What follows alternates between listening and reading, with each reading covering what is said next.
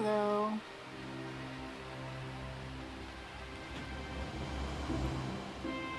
It's been a while since we've been on here. And I decided to do dancer job quests before we go back to MSQ. Because there's one available, so we might as well.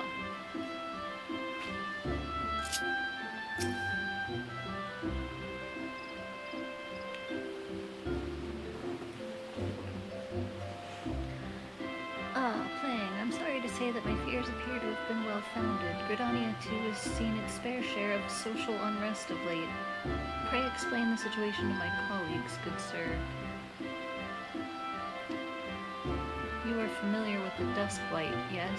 They are a clan of Elizin who eschew the shackles of urban life and instead choose to live in isolation. For the most part, both sides choose to leave the other well enough alone.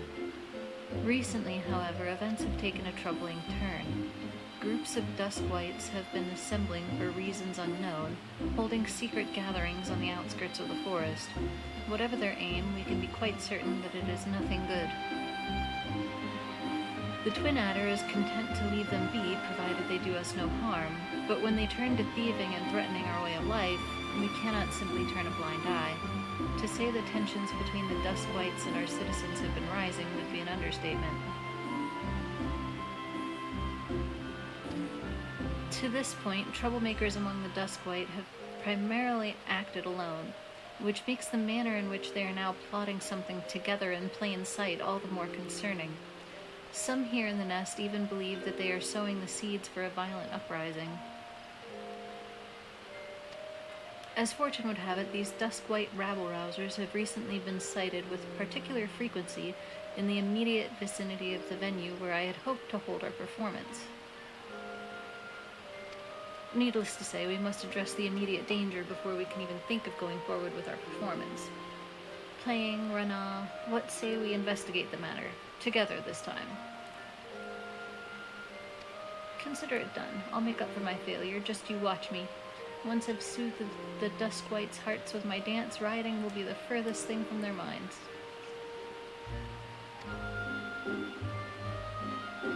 Thank you, friends. That settles it then. Leave the matter of the Duskwight demagogues to my colleagues here. I suppose there would be some merit in delegating the task to you, rather than risk fanning the flames between the Duskwights and our own citizens. And yet, you are a dance troupe, are you not? Are you certain that your friends here are up to the task of suppressing an armed revolt? You can be assured they are. For what it's worth, I too will be accompanying Renan and playing to ensure that everything is in order. Besides, there's something that I would confirm with my own eyes.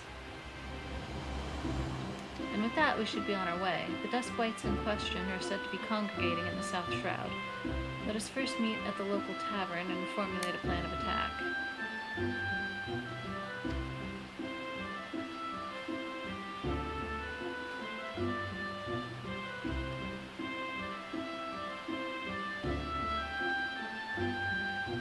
Very scary, people standing around in groups together. Something has to be going on.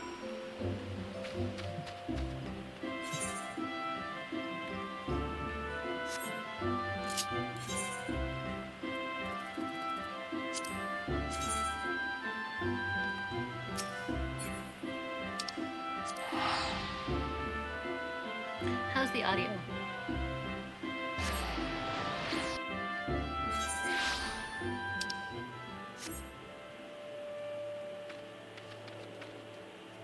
Things sounding fine? Good? Cool.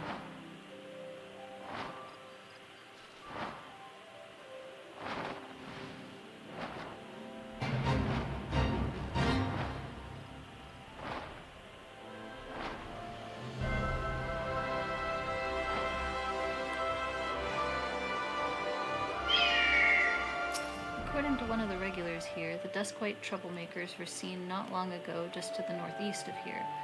And that's not all. A rumor says that they were, and I quote, gyrating and undulating in a most curious way. Whatever it was that we witnessed in Thanalan, it seems likely that it's afflicted the people here as well. We must investigate the matter with all speed. Come now.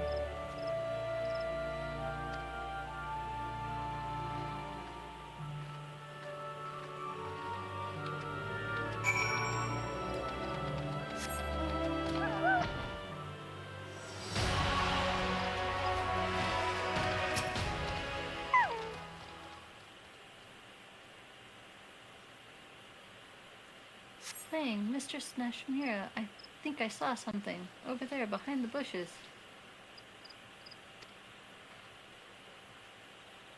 Yeah?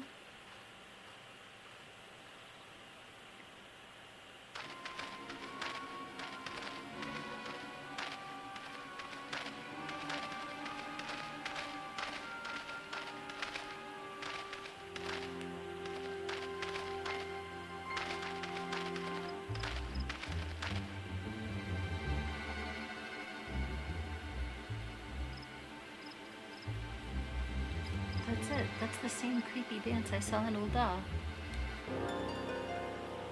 The dance of the damned. Yes, it is just as I feared.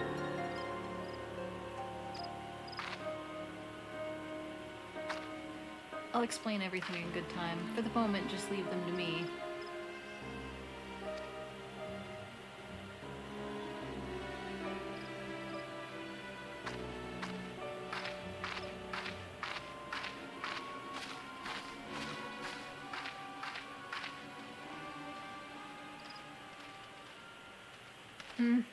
Begone, meddlers. Leave us to our dancing.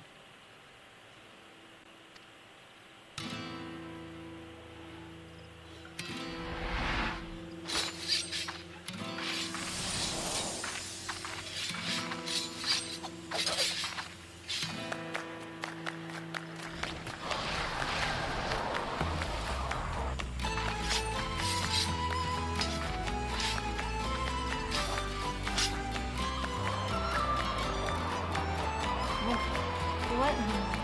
My legs. It's as if they have a mind of their own.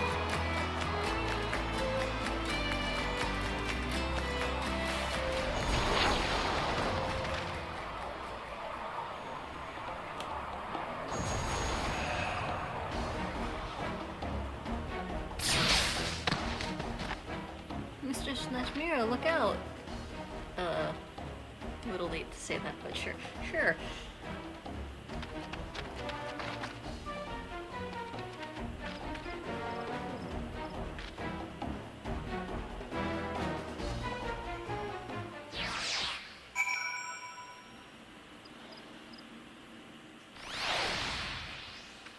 I'll tend to Mistress Nashmira. You deal with whatever that is. How embarrassing.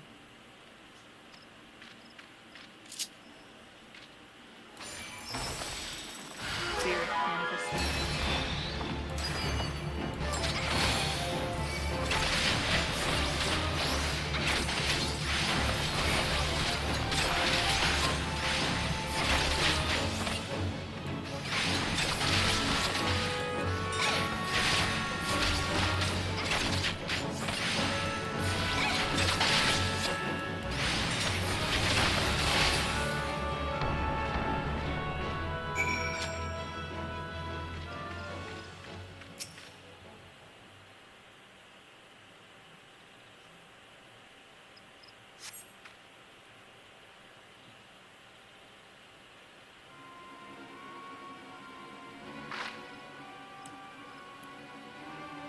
Forgive me playing, and thank you. And to think I was scolding poor Renah for her overconfidence. In my heyday, I would have made short work of that thing, but alas, those days are long behind me. You look like you're like 25. Okay, whatever. Don't be too hard on yourself, Mr. Nashmira. We all have our bad days, and besides, it's not as if you were just being reckless like me. But never mind that. What in the world did I just see? That creepy dance? That strange cloud of black ether? What does all this mean, Mistress Nashmira? Come now, I know you know more than you've let on.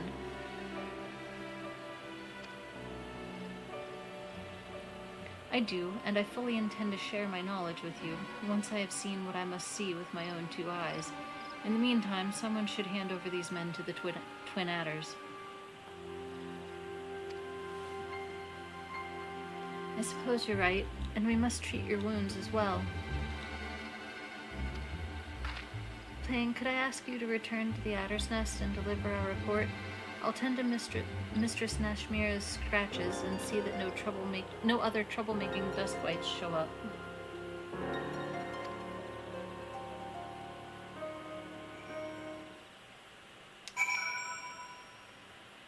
Okay.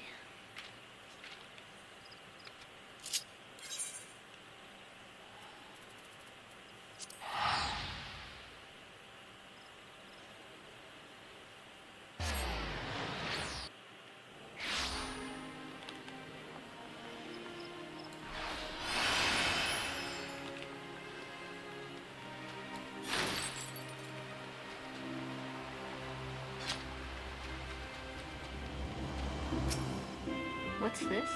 You apprehended the Duskwhite miscreants for us? Splendid. On behalf of all of Gridania, you have our gratitude. We will dispatch a unit to the South Shroud at once. Yeah, there were 3 dudes just dancing. Like, I don't know what you would have done without us.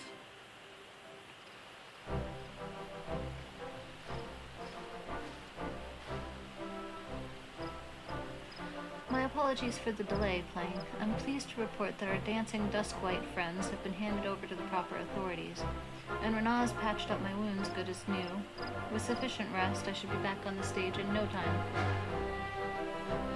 Not on my watch, you won't. I mean, pray do not overexert yourself, Mistress Nashmira. You need your rest. I told you I could have handed over the culprits myself. I know, Renaz. And yet I wanted to be there myself when they awoke. It played out exactly as I expected. They remembered little or nothing about their dancing, their secret gatherings, or any of the conversations that led up to it all. Just being stubborn, no doubt. Worry not, friends. The twin adders will carry out a proper interrogation. And yet one thing concerns me. Is it true that these events bear a striking similarity to a situation you witnessed in Ul'dah?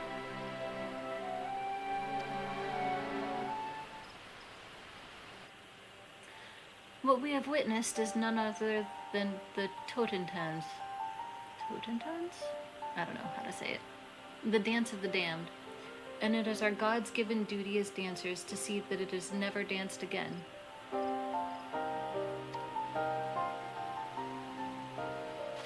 The Dance of the Damned? Our mission? Whatever are you rambling about, Mistress Nashmira? I thought our mission was to lend strength and succor to the suffering and lift the spirits of the realm. That it is. And yet the truth of exactly what this entails runs far deeper. Throughout our storied history, the dancers of Troop Falsium have saved countless lands time and again from a fate most dire.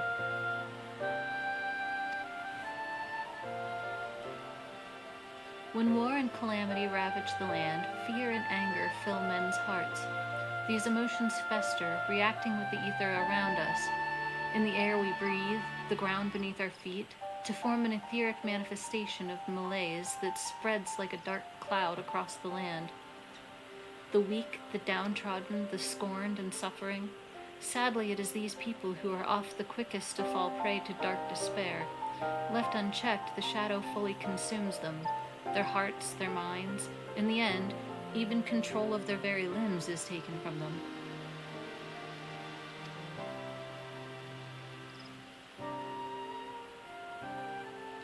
Stripped of the last semblances of sanity, they flail about in a manner most hideous.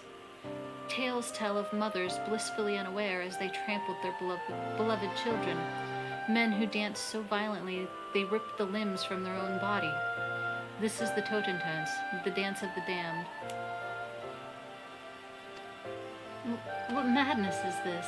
If you speak true, and this damnable dance you speak of arises from the fear and anger in people's hearts, why did it not manifest itself in the wake of the calamity, in Eorzea's darkest hour? Call me mad, but I think I understand.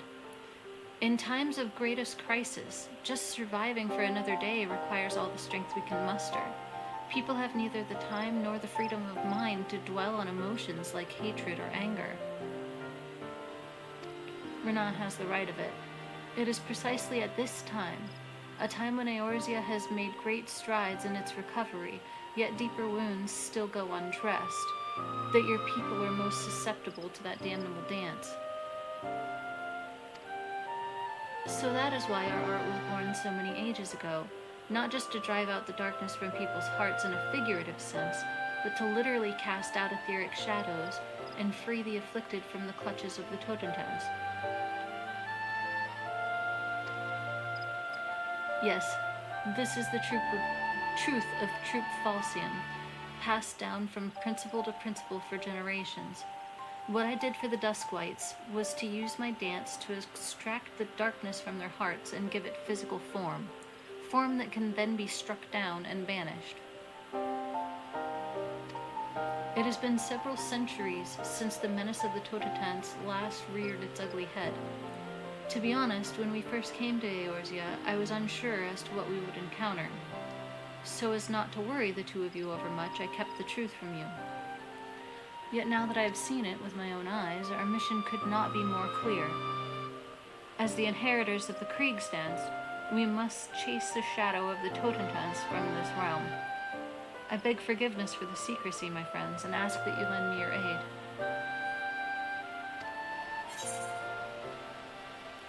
You can count on me.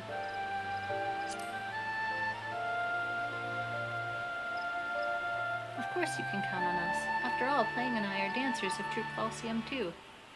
And it's like you always say, a dancer never abandons her partner. Why should you have to carry the burden of saving the whole realm all by yourself?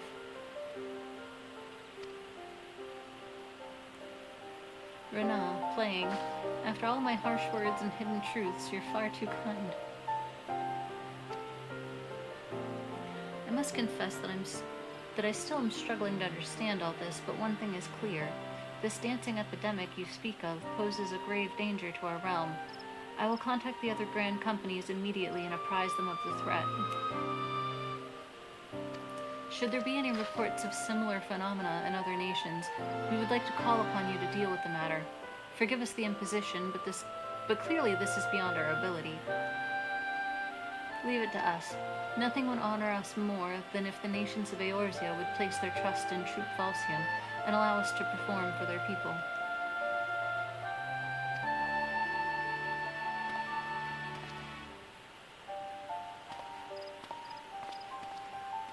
And with that, only Ishgard and Alamigo remain on our itinerary.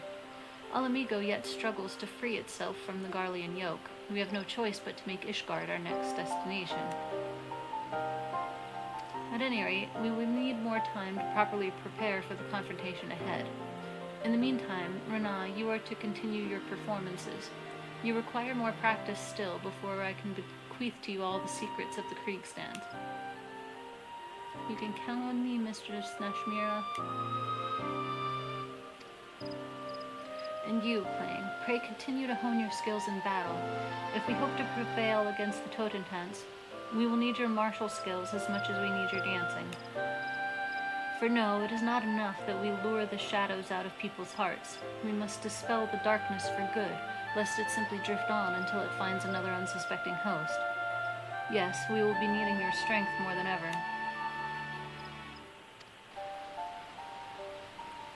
And with that, I too should prepare myself.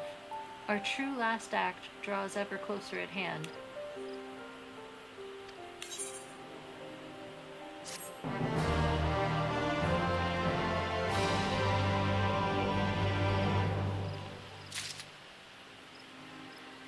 And now, what level is the next one? 68. So we've got a bit of time. So we can jump back to MSQ, which it says I'm supposed to talk to Cyrano? Where's she at?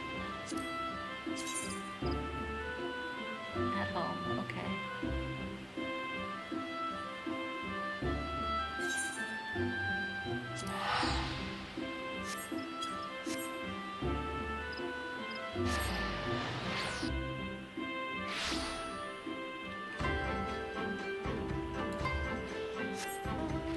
fly here. Ah!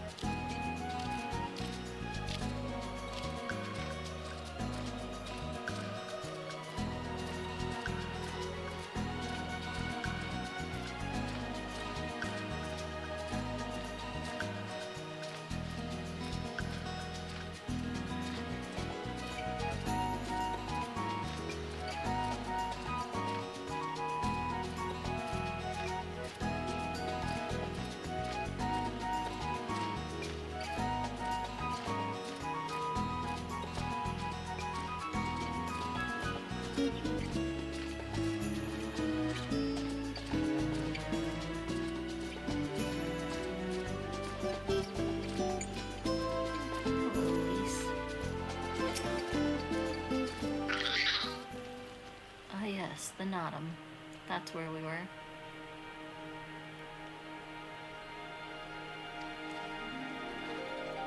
But that's good, isn't it? I mean, if they were easy to beat, they wouldn't be worth taking back to Doma, would they? Although I've spent much time with the mole, I have yet to fully grasp the nature of the Utgun and their insights. That they value the chance encounter and the potential fortune it brings, however, is plain. Let us try not to disappoint them.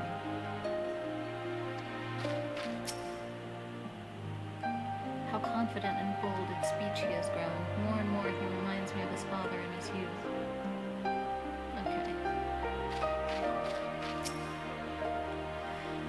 Thank you all for coming, and for offering to fight with us in the Nottum. Though I still fear our chances grim, I am grateful for your assistance. To be recognized as warriors of the mole, there is a trial you must overcome. But before we speak of such things, there is another more pressing matter.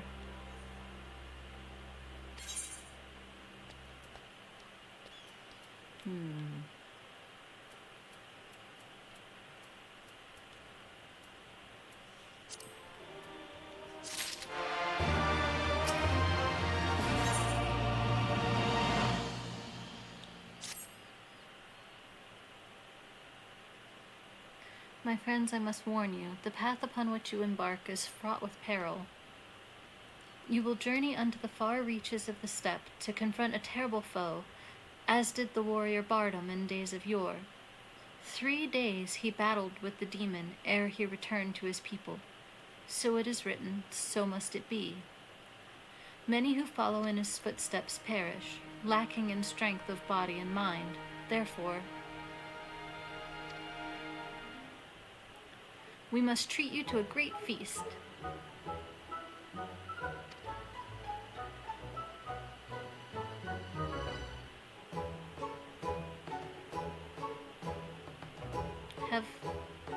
Have I said something strange?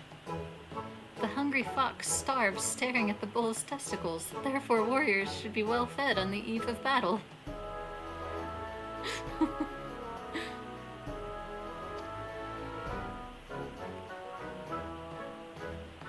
She does have a point. You have been keeping busy in my absence. A brief repast may be in order, lest we collapse of fatigue and malnourishment in the midst of our trial. Yes, just so. However, it will take time to prepare.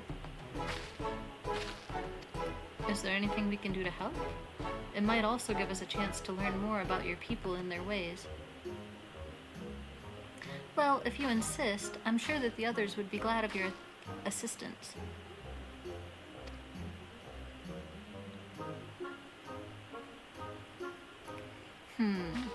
Would you go and speak with Dorbe, Lise?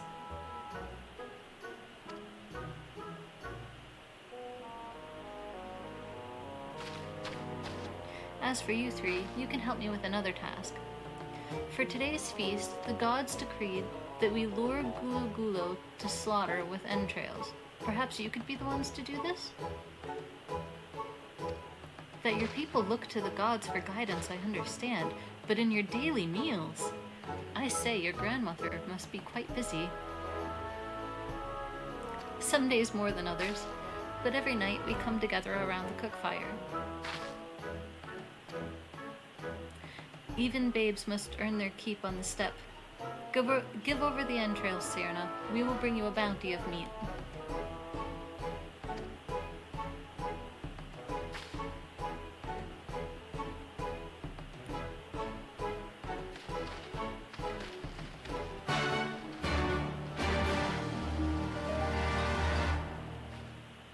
Kian has the entrails. Good hunting, Playing. Great.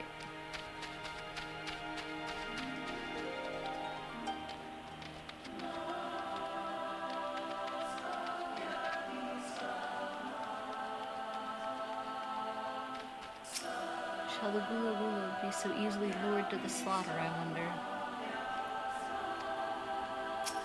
A word of our advice. Our quarry is wont to avoid the Zela and their settlements, but is fond of flowing waters. A thought occurs to me. How about we make a game of it, Playing? I have 6 bags of entrails with which we may lure our Gulo Gulo. 3 for you and 3 for me.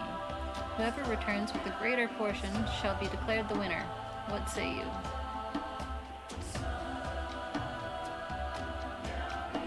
Then it is settled. Kosetsu will stand as witness. Let the game begin. Alright.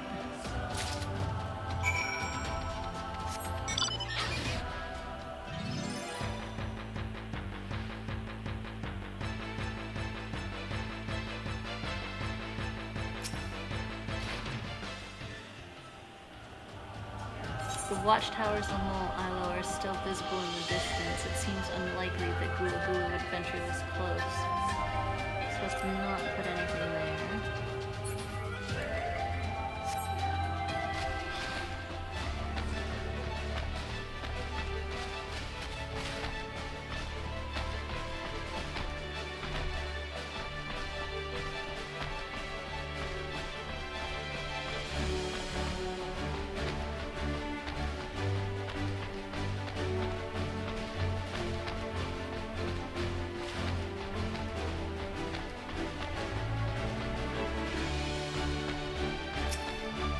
Hoofprints and wagon tracks are unmistakable in the earth. Perhaps they're Gulo Gulo lurking nearby.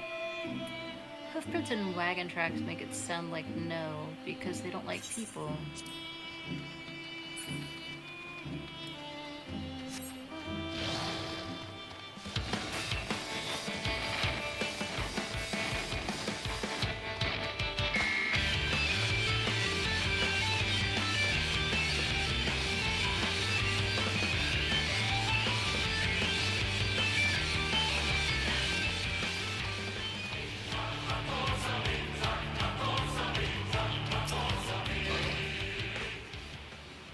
This area appears to be isolated and far away from any Zela settlement. There may be many lurking nearby.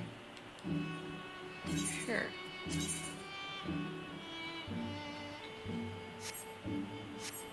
Oh, I have to fight them.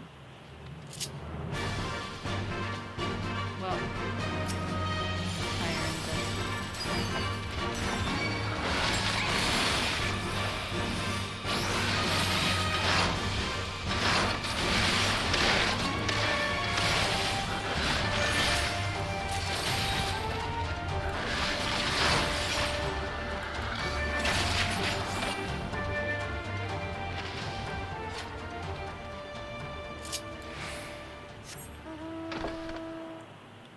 This is still one of the silliest mounts.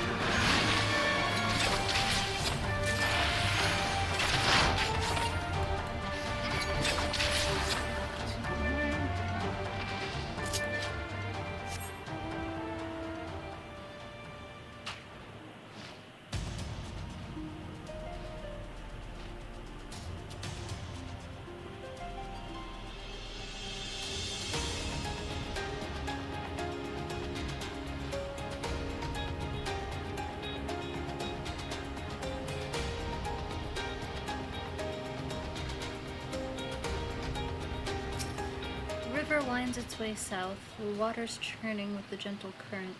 There may be many lurking nearby. Here we go.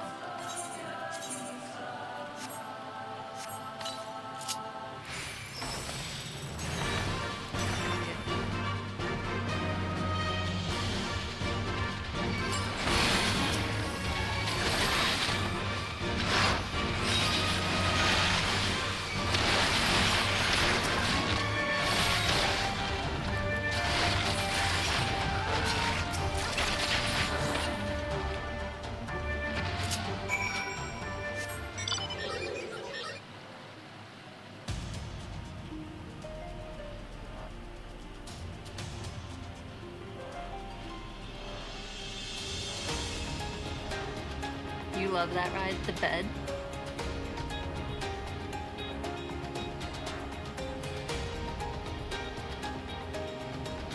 Yeah.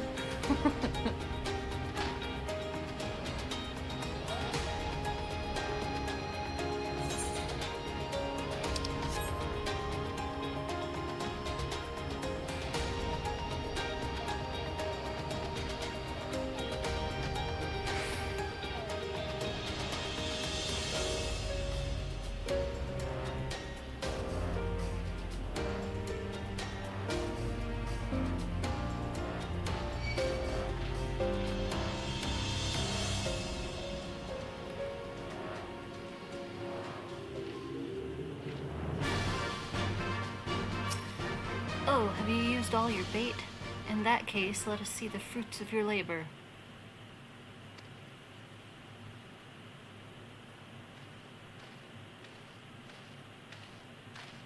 Oh, it seemed that at the very least you are the faster hunter. But speed is not everything. For my part, I slew 6 gulo.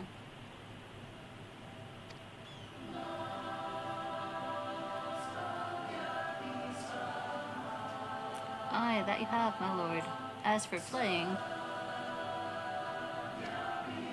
the meat of 8 gulo did she bring. A fine day's work, and undeniably the greater portion. Challenge Playingway to a game. Fool. Bah, a loss is it? And how confident I was in my chances. Nevertheless, it is a testament to your skills as a hunter and a warrior. How fortunate I am to count one so talented among my allies.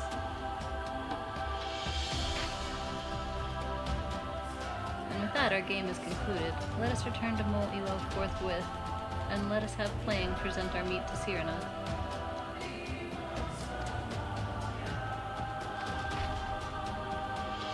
Sure, make me carry it all. Mayhap you are unfamiliar with traditional Zala cuisine? Let not its appearance deceive you. It is quite hearty and nourishing. Were it not so, I doubt they could have nursed me back to health. You should have seen the state I was in.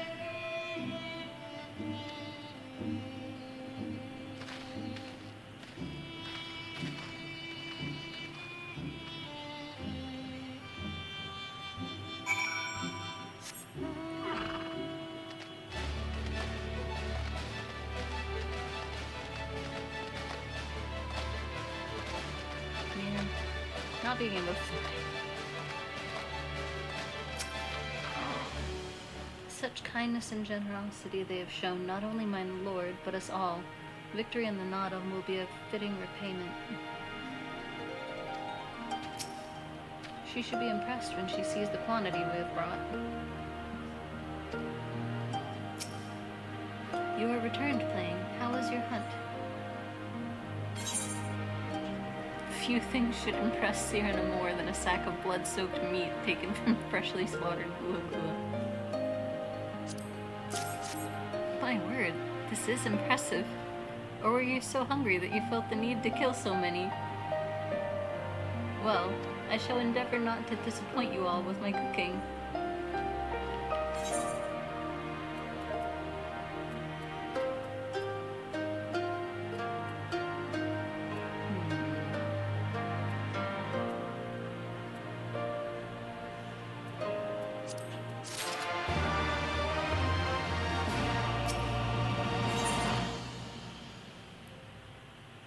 be a little while before the meal is ready. If you and Lise wish to fill the time, perhaps you could assist Dorbe. He has many responsibilities and would welcome your help. Nor would you regret making his acquaintance, for he is liked and respected by all. You may find him by the other yurt, taking stock of our supplies. Okay.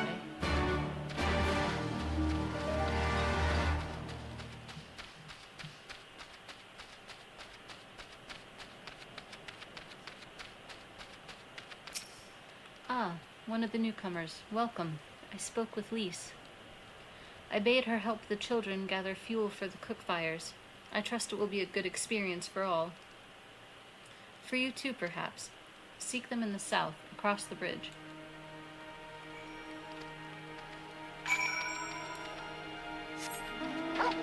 Every single time I try to fly.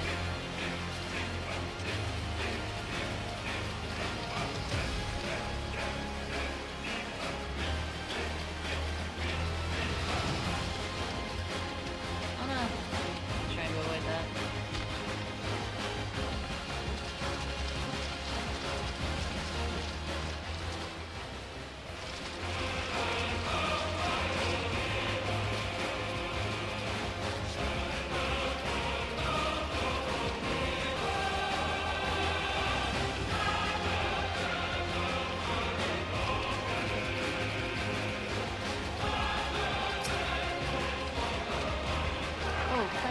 Are you here to help too? Great. So, I suppose Dorbe told you that the children and I are gathering fuel for the fires, did he? It'll need to be dried before they can burn it, of course. You do understand what we're here for, right? Only some people can be a bit squeamish about this sort of stuff. Then again, you've never minded getting your hands dirty, have you? Anyway, we're trying to get 4 piles each. Good luck. And keep an eye on the children while you're at it, eh?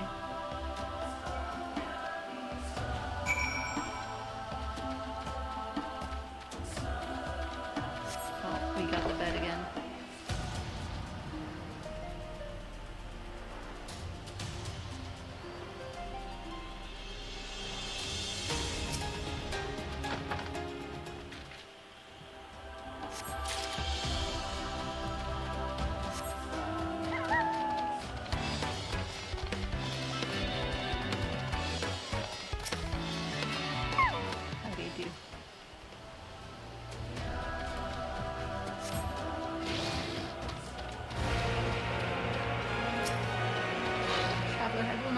To you, I shall find 3 times as much dung as you, at least. Okay.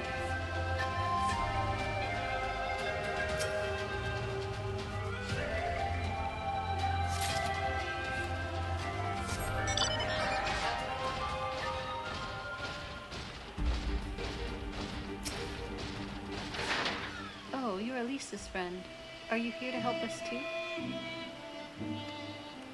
You look hard at work, sitting there.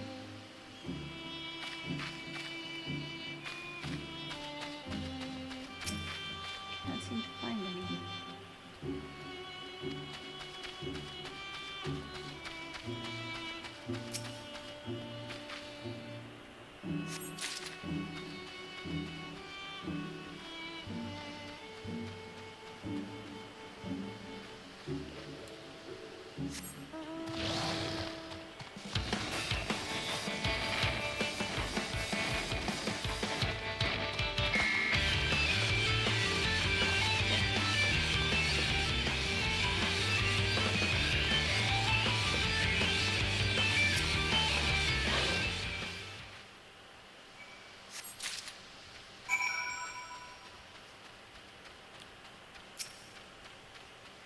Well, have you found your share yet? It is what it is.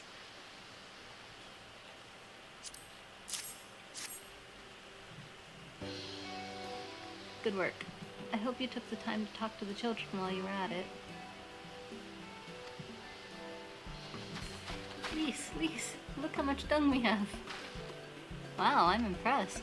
I thought we'd gathered a lot, but it looks like we'll have to admit defeat. Dorbe will be happy we found enough. not just Dorbe. Now we can continue making cheese. Not that I was worried. It was easier when we were living near that forest, but dung works just as well as wood. I heard the mole move from place to place, that the gods tell you where to go. That must be hard on you all. Hard? I do not understand. Why is it hard? It's better for the animals to move, to have more food to eat and land to roam. To stay in one place is harder, no? From the heavens comes the rain, which nourishes the soil. From the soil comes the grass, which nourishes the beast. From the beast comes the flesh, which nourishes the Zela. Ours is the soil of one and all.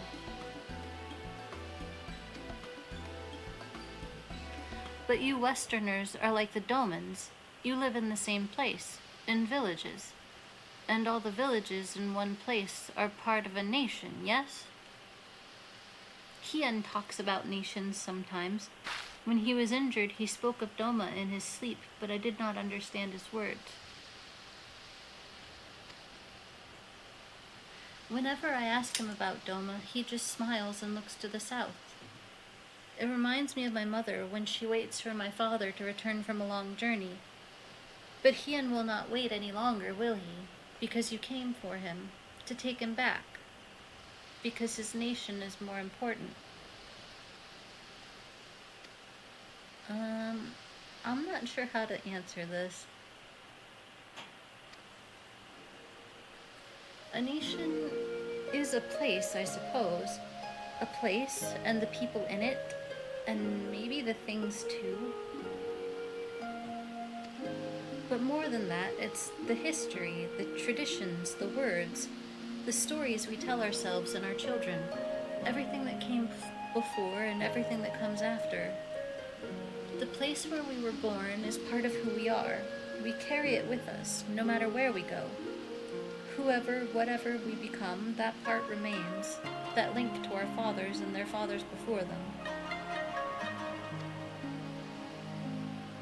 It's not important to everyone, I suppose, and that's fine, but it's important to Hien, and to me.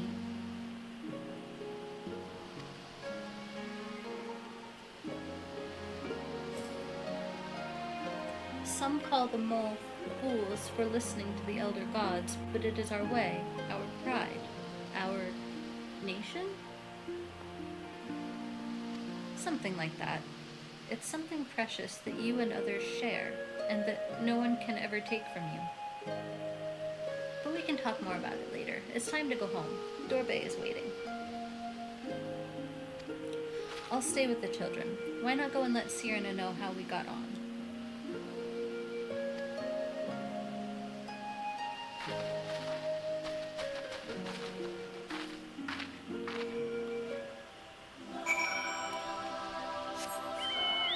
I still keep trying to jump.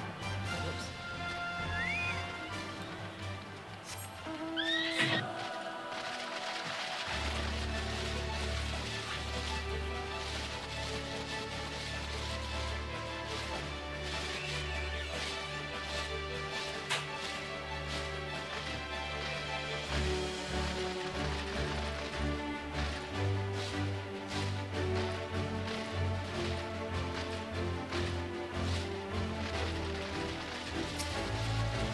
Welcome back, Plane. Did you speak with Dorbe?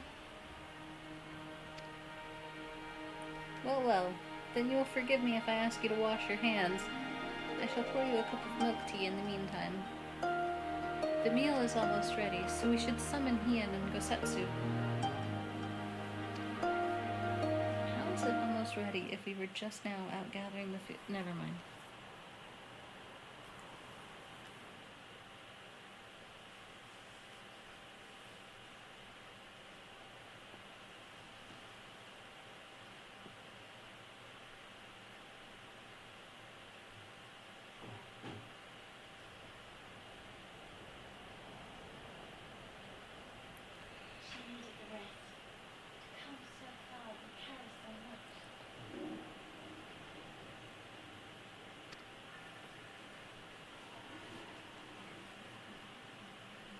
Hien and his friends, too.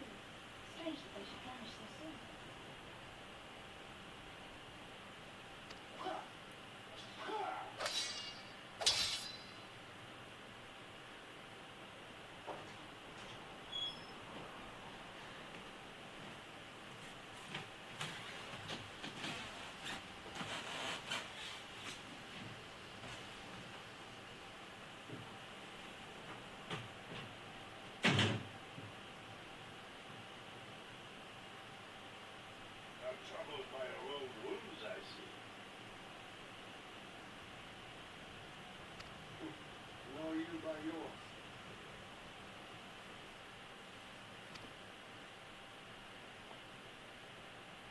should have fled with the others after Father died, instead of landing at Playingway.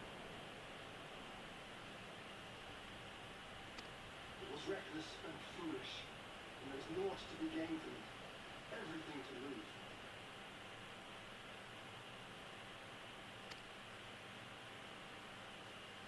We know no path save the one we walk. I myself am in no hurry to meet those who have gone before, not while I have still to make amends. Well said.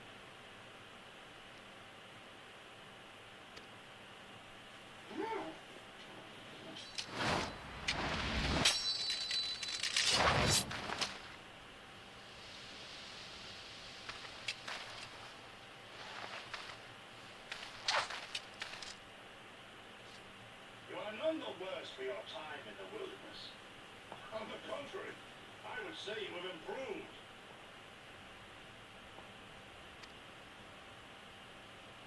Come now, your victories still far exceed mine. Or have you forgotten all the times you trounced me as a boy?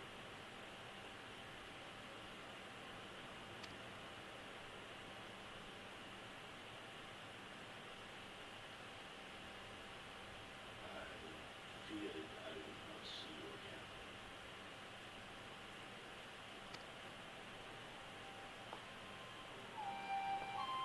The life so fortuitously saved should be spent wisely, without regret, and I traded it for our Playingway MSQ.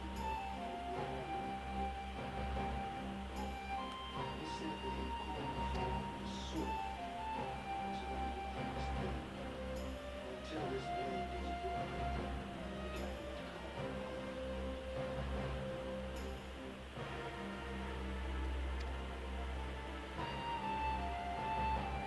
Are you truly so concerned for my well-being? You never showed me that. That's why.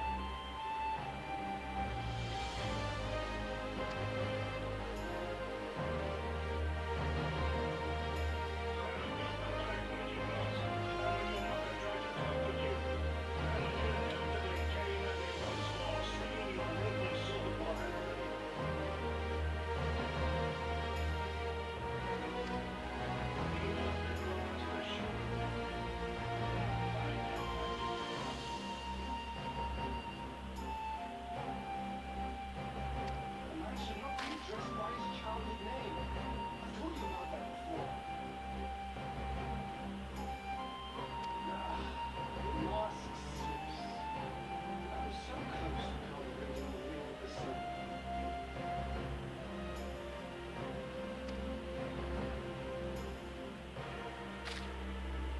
There will be opportunity enough for putting on airs after you have returned in triumph to Goma.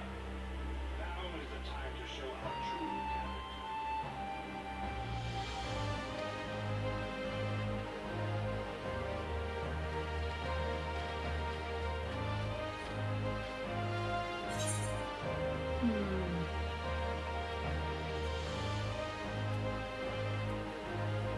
Shun, was it?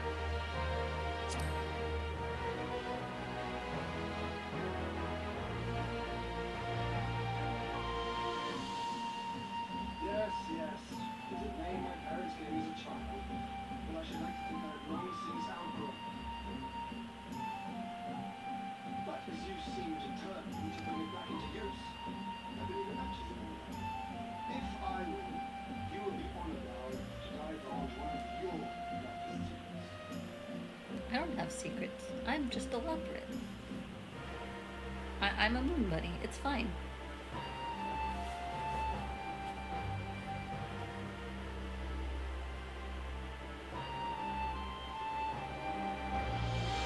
These ears are totally not fake.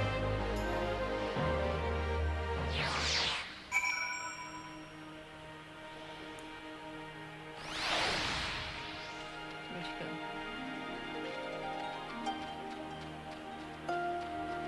I guess we just imply that I win.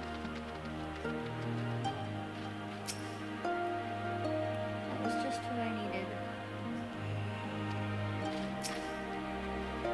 Is the food to your liking? Good, good.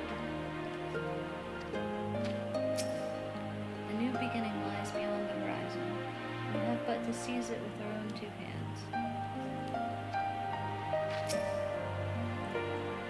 Well, my friends, I, for one, am full of vim and vigor. I trust you feel the same. Then what better time than now to undertake our trial and become full-fledged warriors of the mole?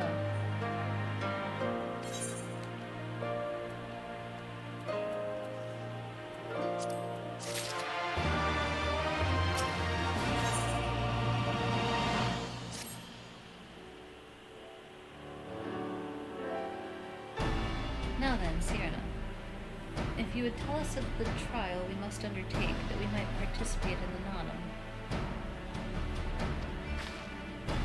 Yes.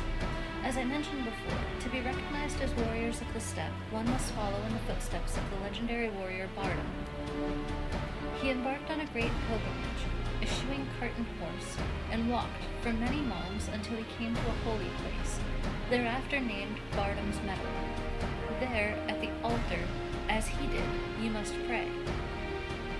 The altar lies deep within the breeding grounds of the Yol. To complete your trial, you must tame one. Only then will your trial be complete. Fair enough. And where is the entrance to Bardam's Meadow?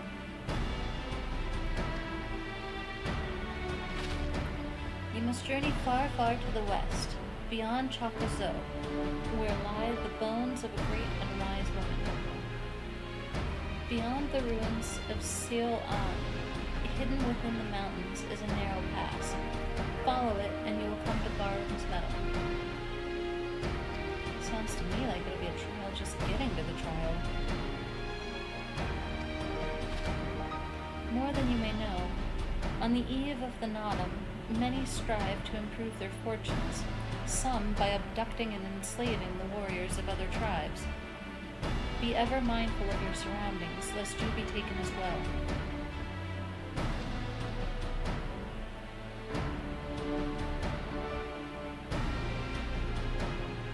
Huh, what grim expressions you wear while nodding so powerfully.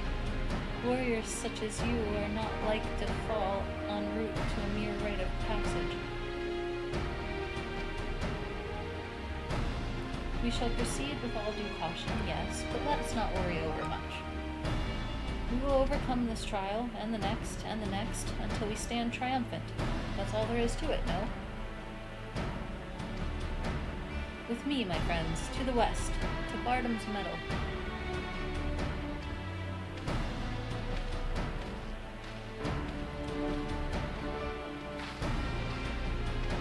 Wait, Kian! Oh dear, I knew I would forget.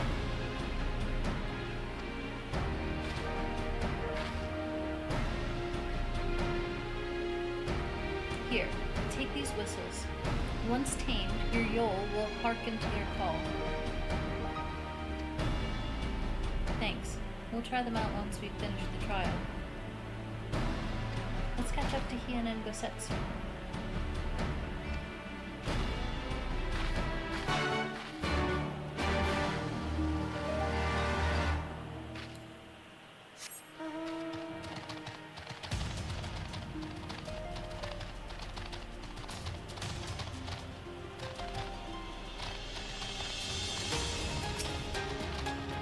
We still have a long way to go, but I think I can see that monument Cyrano talked about.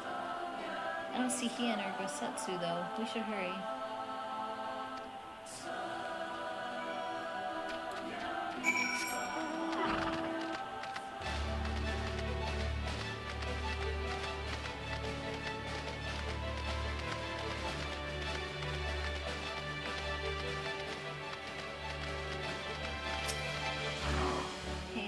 About you, but I can't shake the feeling someone's watching us. Cyrano did warn us about tribes that kidnap warriors and make them fight for them. Something tells me we're about to meet them.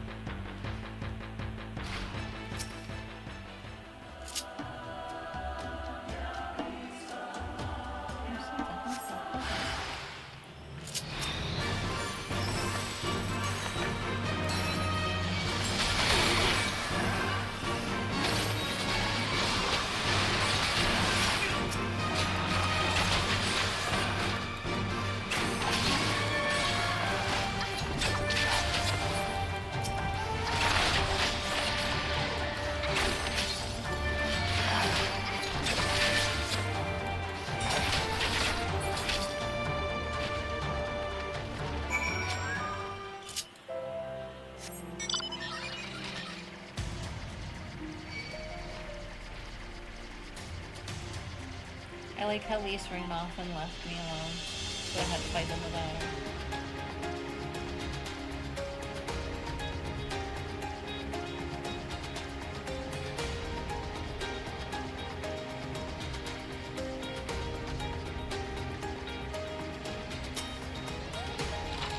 Is that the best you can do?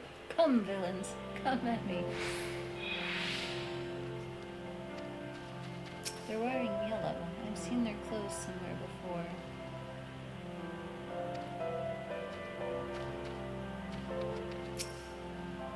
Ah, there you are.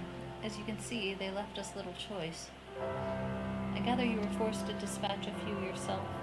So it goes. A few less warriors to face in the knot on that. Sail on is not much further. That said, I should be surprised if our would-be masters do not try to subdue us one final time.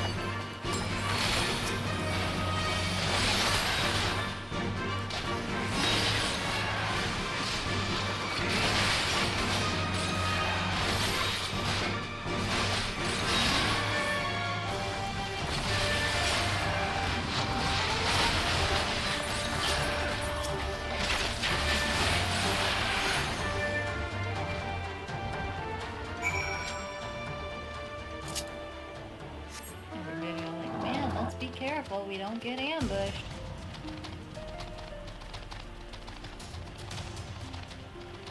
Leaves the Lalafell alone.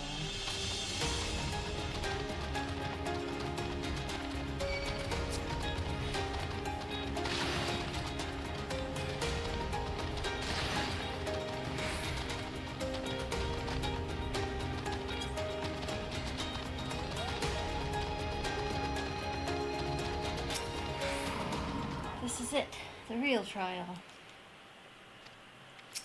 Tread softly. We are for hallowed ground, and the kami are restless. Right. This must be the pass that leads to Bardam's Metal.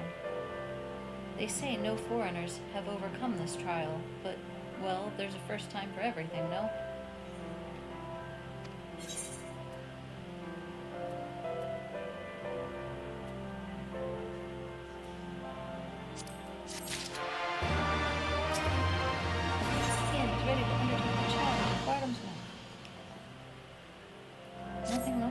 Then, to complete the trial, we must pass through Bardam's Metal and each tame a Yol. How precisely we are to do this, I'm not sure, but since countless warriors before us have succeeded, I imagine we'll muddle through somehow. But enough talk. We have a Nottum to win.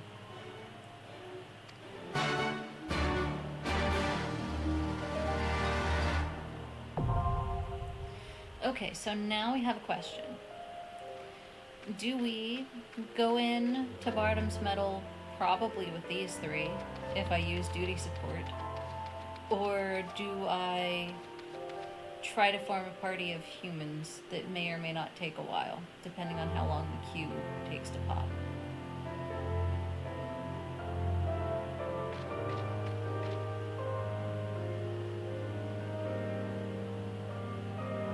Should we chance it with the queue, or do we go duty support?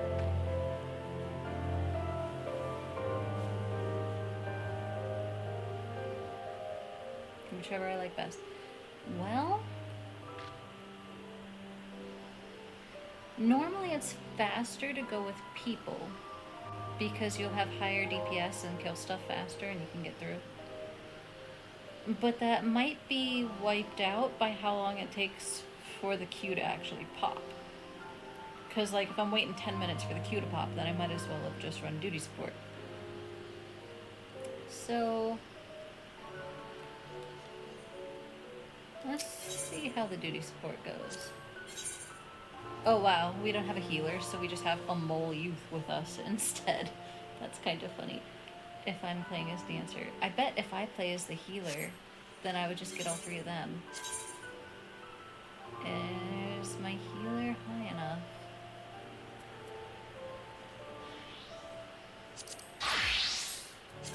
Level 66, yeah.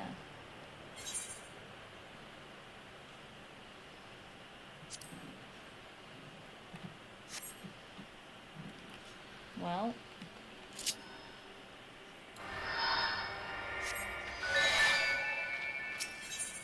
Yeah, there we go. Now I get all three of them. This could take a bit, but maybe we'll get some dialogue during it. Because they should talk to each other.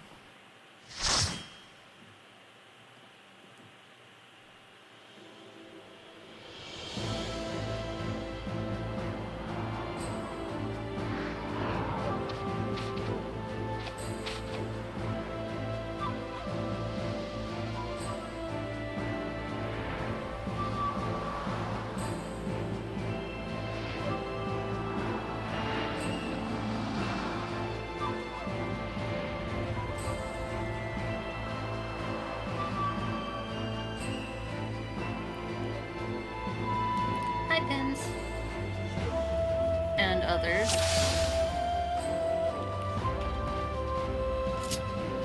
I have actually not played as Scholar in With quite a while, soul and so steel! I don't know what I'm doing. Art of War, there we go.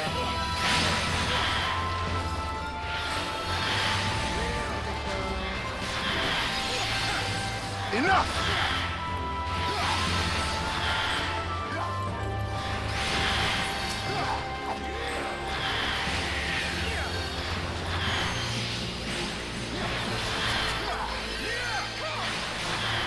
I have you!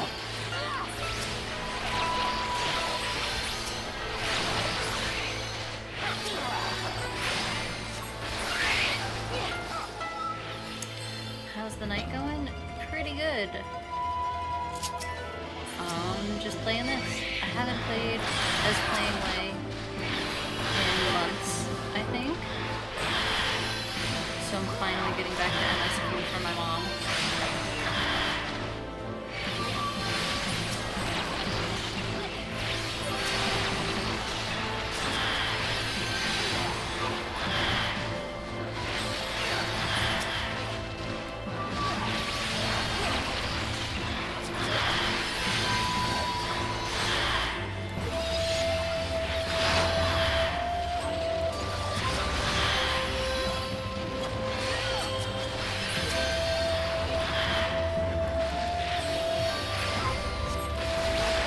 The game is louder than my mic.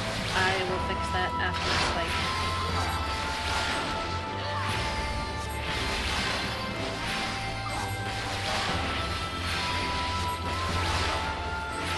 Okay.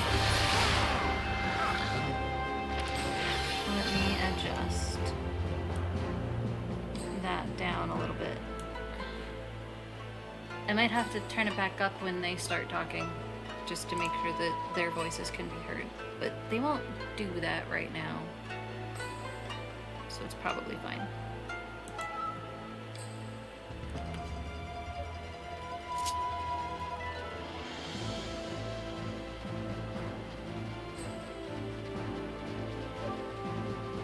Alright.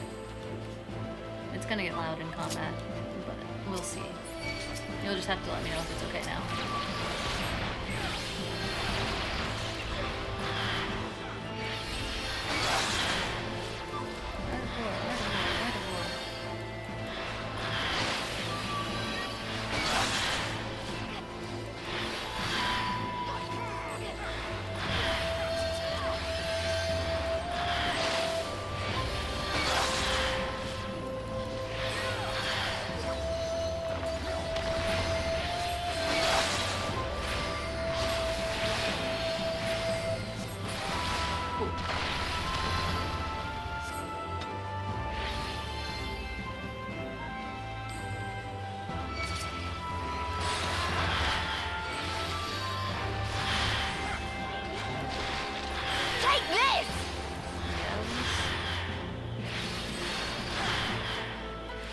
Oh, they are talking at each other. Enough!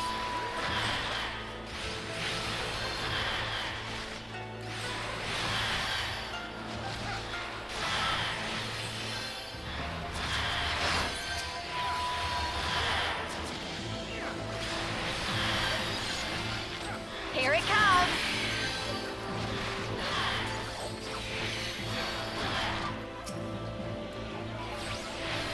Look upon a samurai of Dama!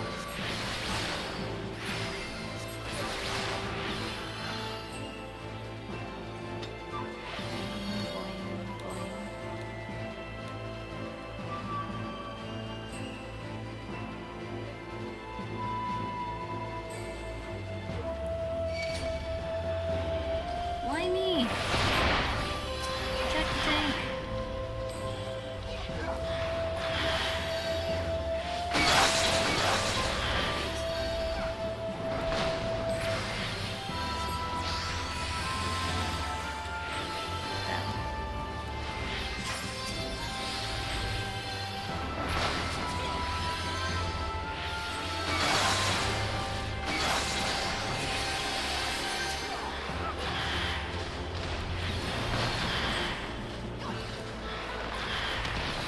I need to remember what my buttons do. That would be really helpful.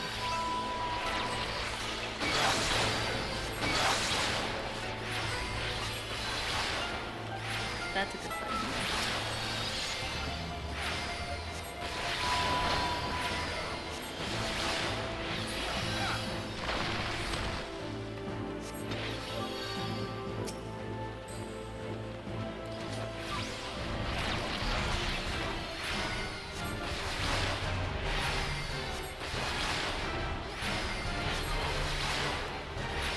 How'd your stream go, Fins? You have fun? I was in there for a little bit, but...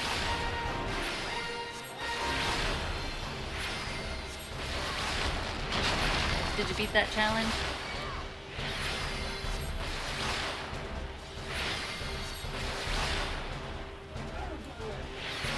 Out of my way!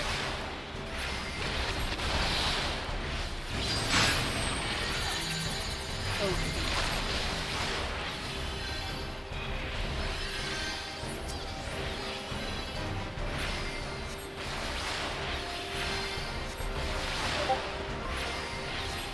He was okay-ish.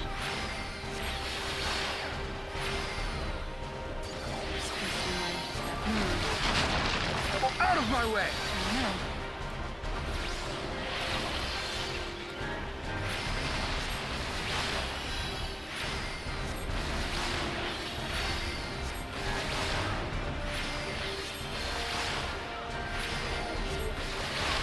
Out of my This way! boss is doing so little damage to everyone that I have not even needed to heal them.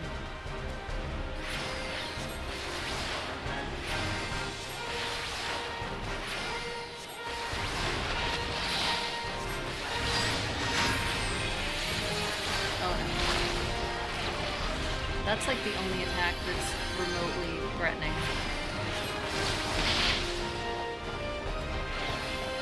Aw, Ian, I did it. See, I say that and then somebody fucking dies.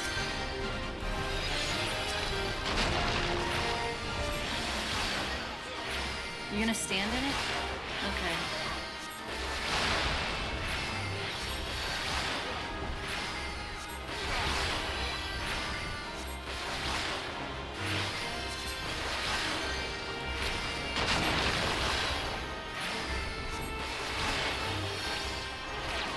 Okay.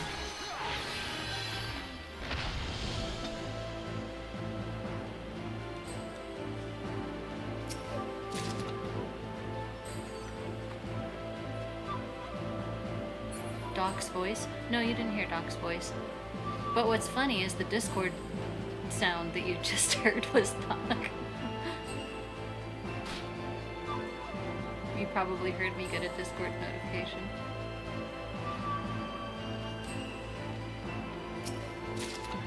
Actually, let me answer that while I have a chance.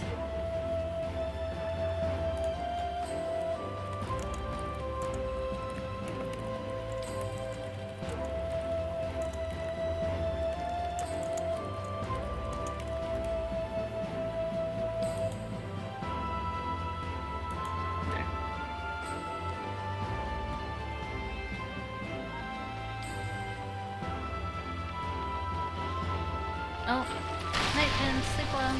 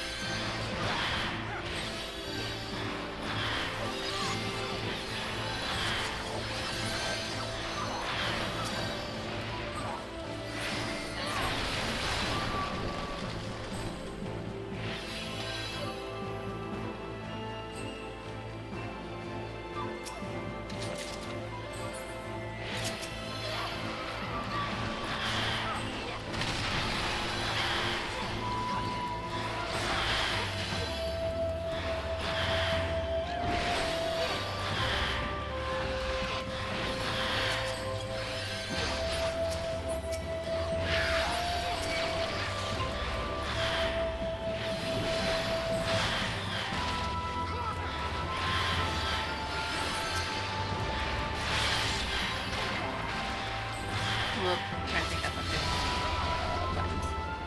Not that one.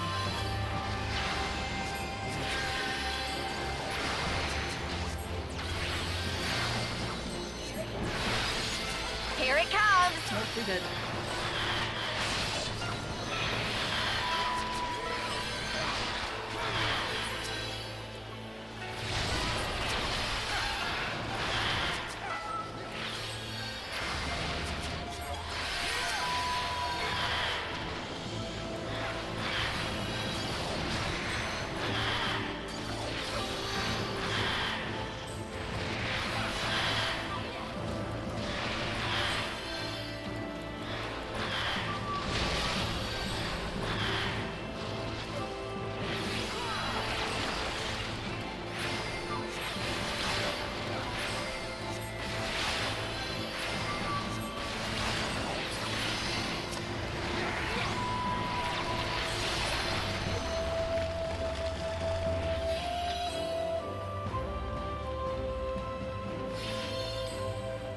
This is one of the weirdest bosses in the game.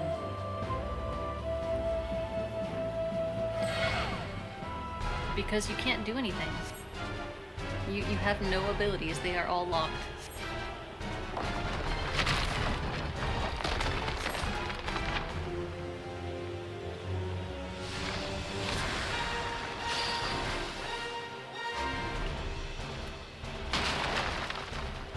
Literally just dodge all the attacks.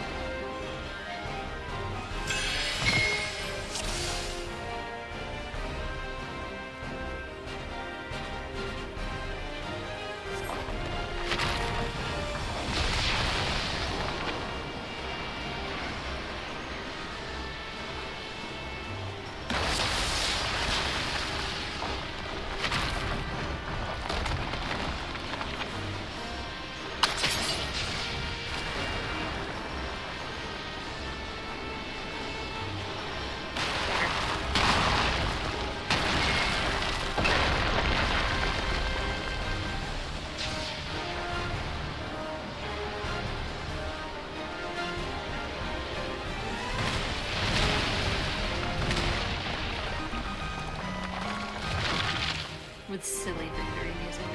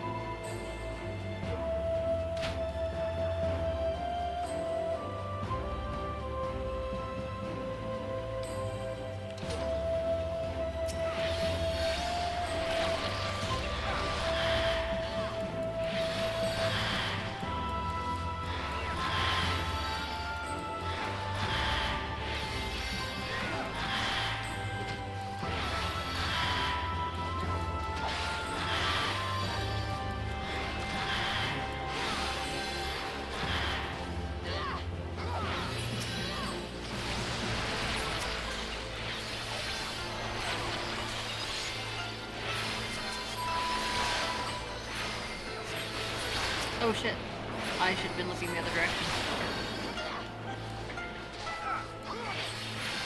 I just got Indiana Jones.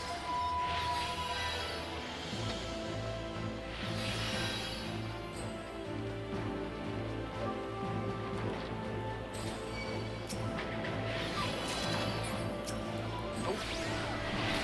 Today, sir. Why are they immune to it? What the heck?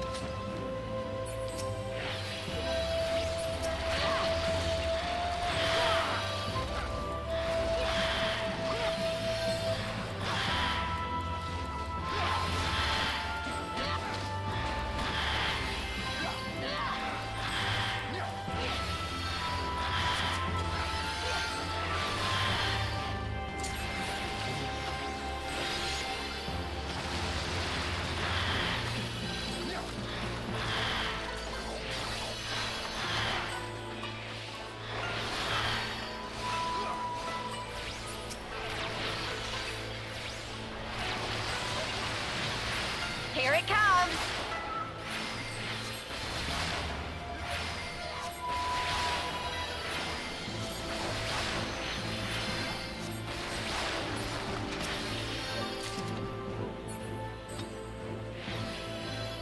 All right.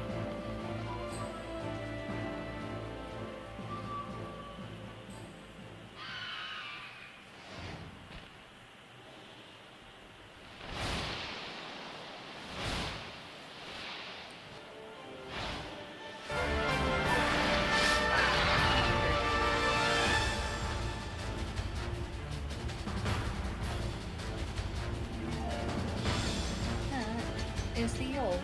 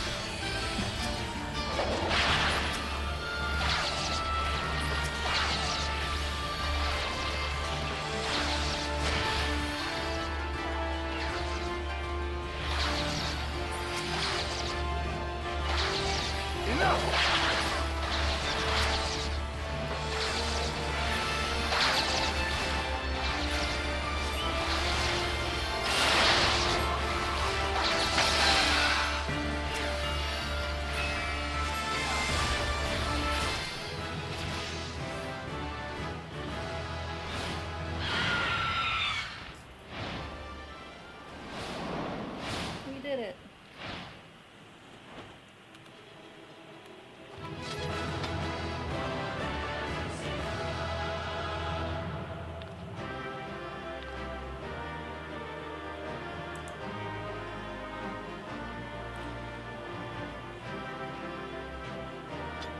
Okay.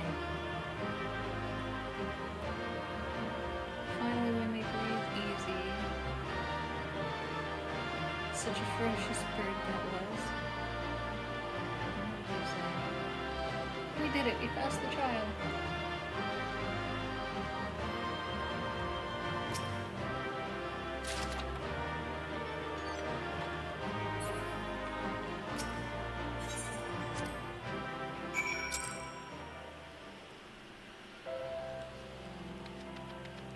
One fiendish contraption after another. I shall not soon forget that place. What's the matter, Gosetsu? Don't tell me you've thrown out your back.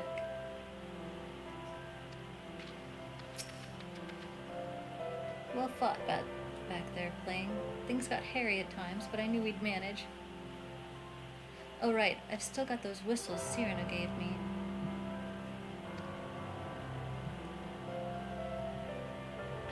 Here's yours. I suppose we ought to give them a try, like she said.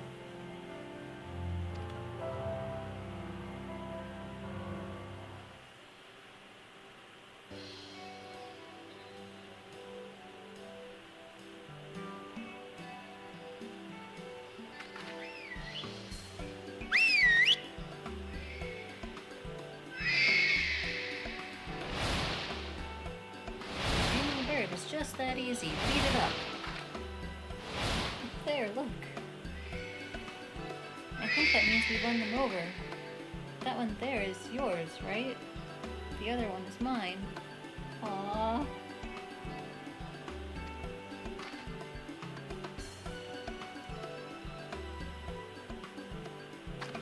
So that's that then. We're officially warriors of the steppe.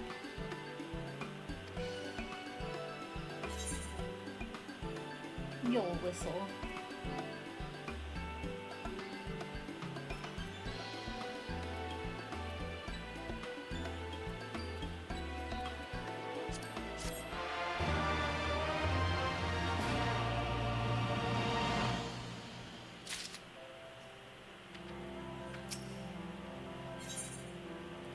Well, we've done what we came to do. Let's head back to Mollylow.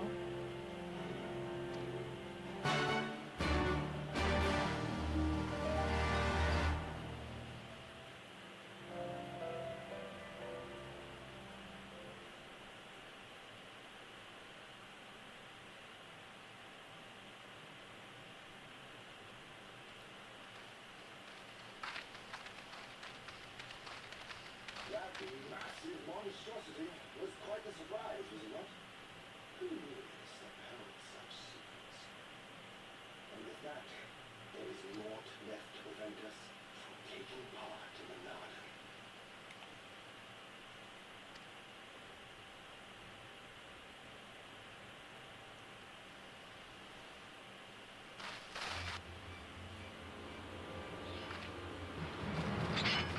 Except some idiots that for some reason we can't fight this time.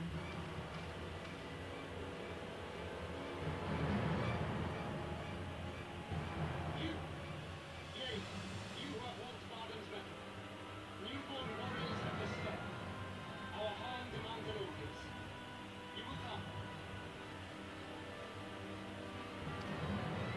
I remember those codes keep following us, Kate. What should we do? Ordinarily, I would politely decline, but this may be an opportunity to assess the issue. And we do have some time before the Nada begins. If it all goes to plan, they will be fighting for us soon. What say you? Shall we go and greet our comrades to be?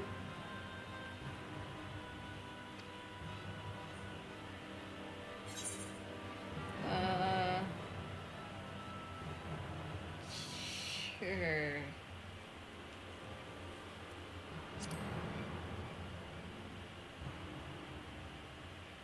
Whatever happens, we shouldn't keep Sil and the others waiting. Let's be ready to run swift and sour.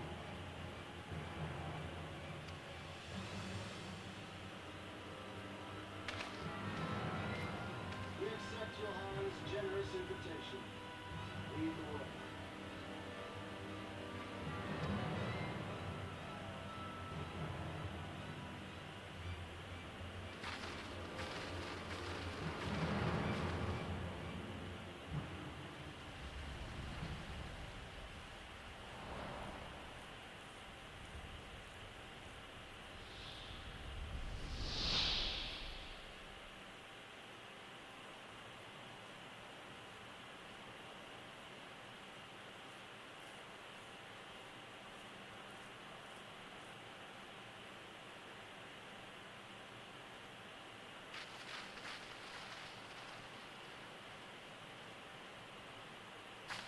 True, so it's not just Orin we're dealing with.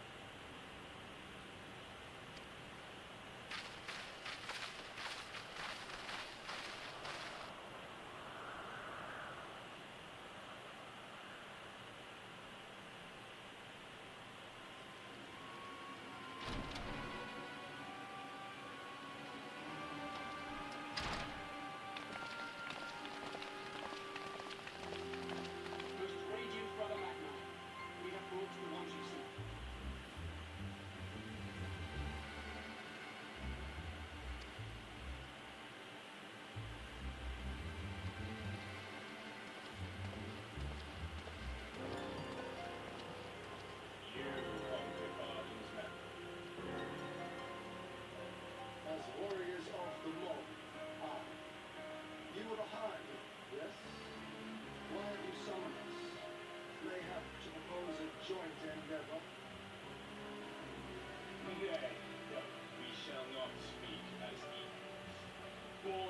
the sun are already and all the dirt.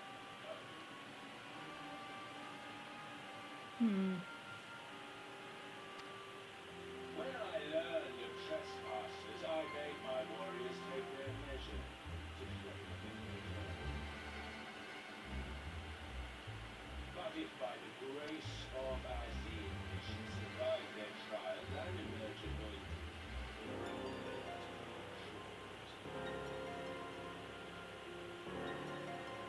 tribute, should it prove satisfactory, shall earn you the favor of the sun. His beloved shall bask in his radiance, and their supplications be you.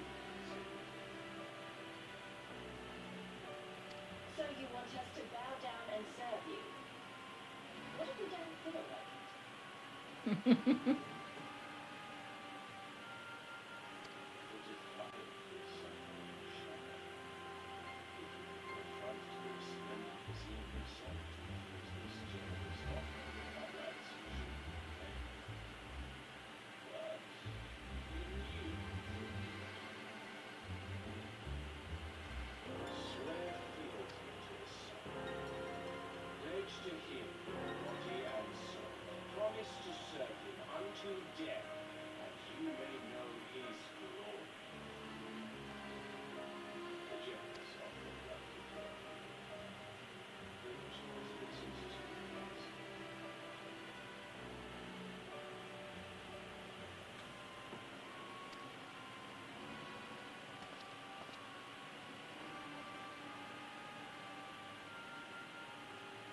Seems our love is irrelevant. The men are weak. Like the ball and women, though you know them not ill, I'm sure. No. All you need is a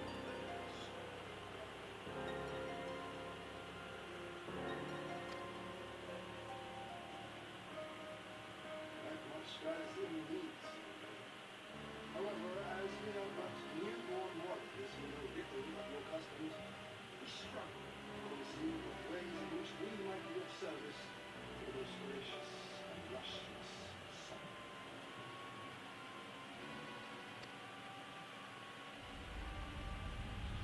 You make a mock of us.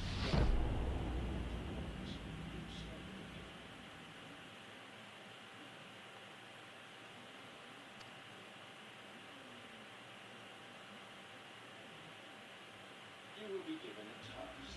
It will be different. You will carry it out. When you have accepted this, you must do it.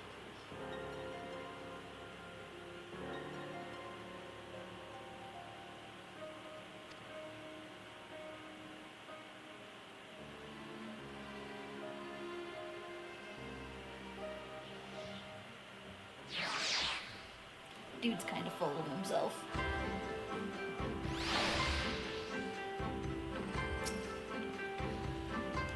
I know. I probably should have left the talking to everyone else. Favor, tribute. How easily the language of tyrants tumbles from this Han's lips. Pretentious and preening he may be, but doubt not that he is a warrior. You saw the axe by his throne, and the rage in his eyes.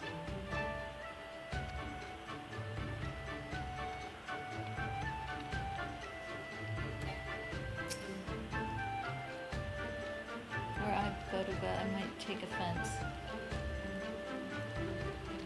But I know better than to dismiss a woman outright. You demonstrate boldness, or recklessness, time will tell. The Nadam approaches, and the Oranir will reign supreme once more. Such is the will of Father Azim. Yet only fools think to triumph by the grace of the gods alone, and we are not fools. Your task will be to aid us in our preparations. Batu will tell you the rest.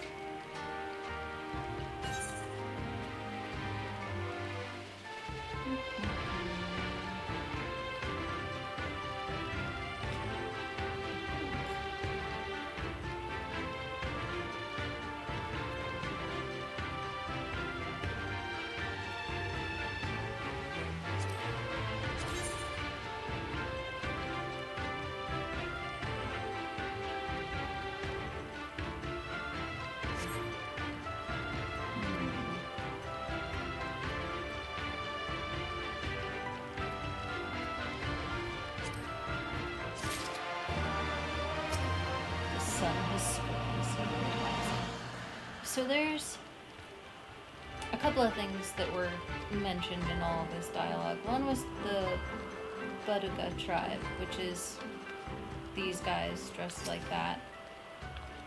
They have a thing in their tribe where the entire tribe is all male.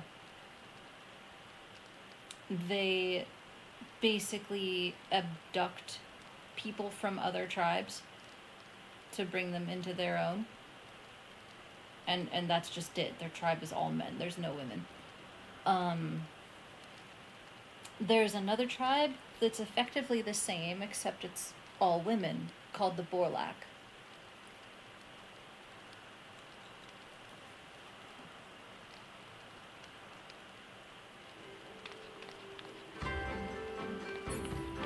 The Oranir believe that they are descended from Azim instead of Nama. Azim being the sun god and Nama being the moon goddess. So most Zayla, which is these people with the horns and tails, the black horns and tails specifically. The ones with black horns and tails believe that they are descended from Nama. And the ones with white horns and tails, which are called Ra'an, the Ra'an are descended from Azim. Except for the Oranir. The Oranir think they come from the sun. And everybody else, all the other Zayla, come from Nama.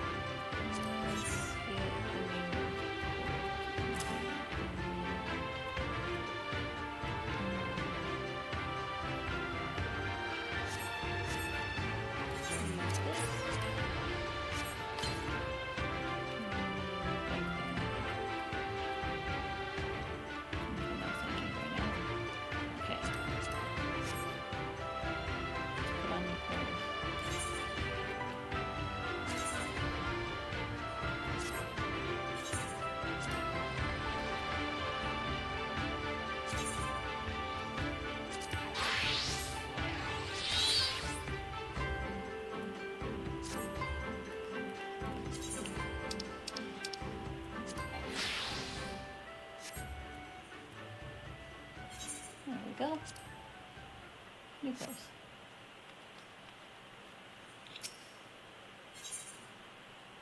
The Labors of Magni.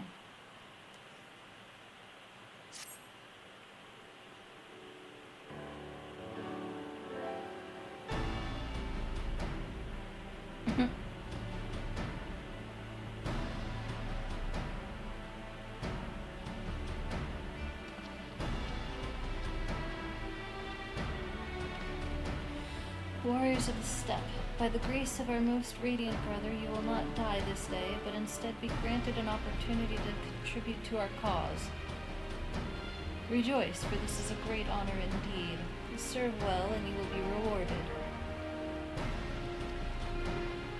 Question. You keep calling Magni your most radiant brother. You're not related or something, are you?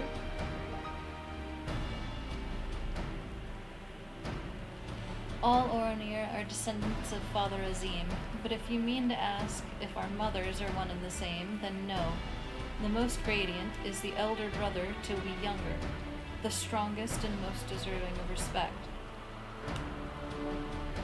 No more interruptions. Your duties are as follows.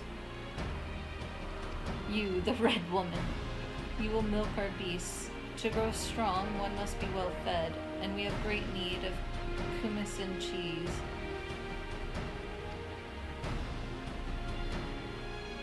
Is that it? I mean, I'm not happy about all this, but I suppose I can go along for now.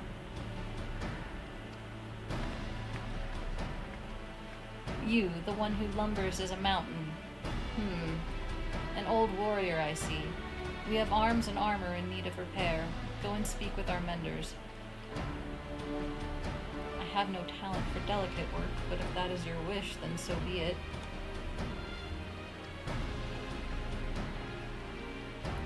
You, the insolent fool, as for you... This one carries the fire. The Baduga would take his measure. Seek my comrade outside, tending to the stores. He will give you your task. You will know him by his cloth. Unlike they of the yellow, we are of the green. I, for one, would welcome the opportunity to learn more of the Baduga and their ways. It would be an honor.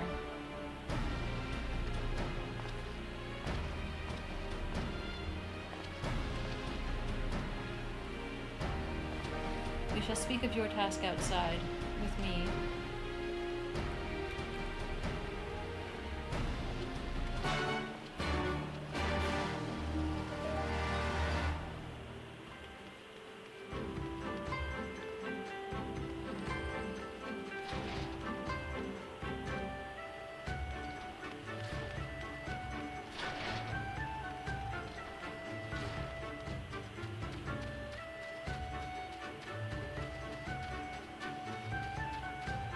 Go attune to this thing first.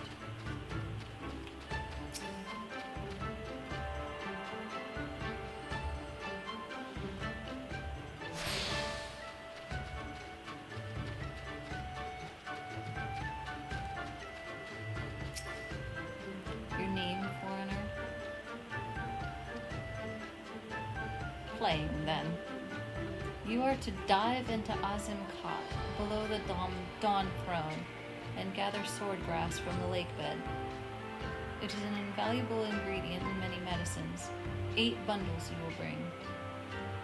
You will need to dive deep to obtain that which you seek, but that shall pose no trouble for a true warrior, no? Some say that the dominion of the Dawnfather and the Duskmother does not extend beneath the water, but ours does. Indeed, the Oranir fear not above nor below. Speak with the guard to descend. We shall speak again when you have finished. So we are actually really freaking high up here.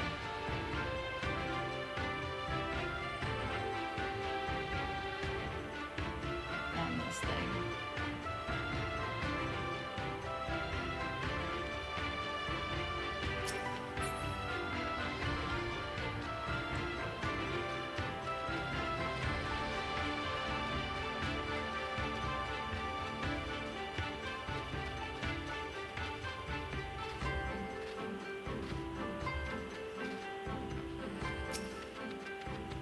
Yes, I know who you are. You wish to go below.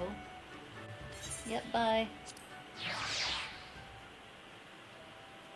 I think it's funny how if I didn't actually care about anybody else, I could just leave. Like, what are they gonna do about it?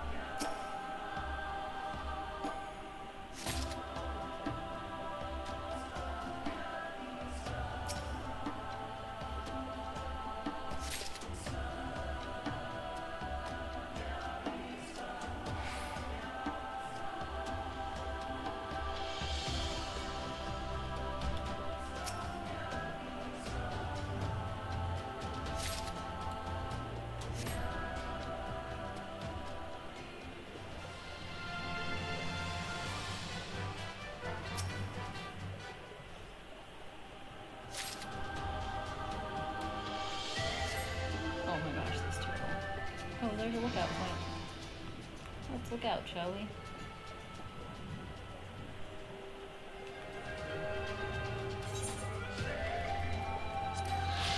Moai statue.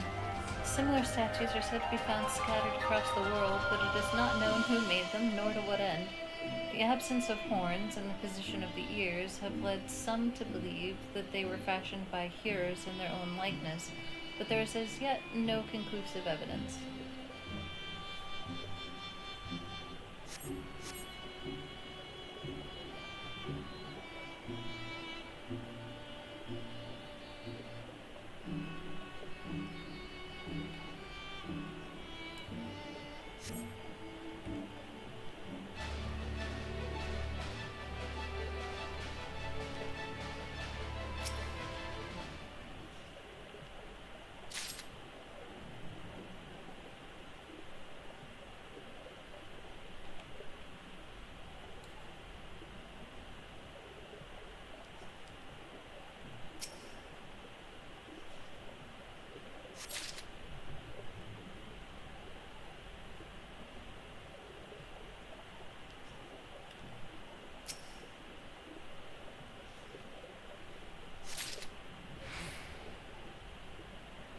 Alright, one more shiny thing somewhere. There.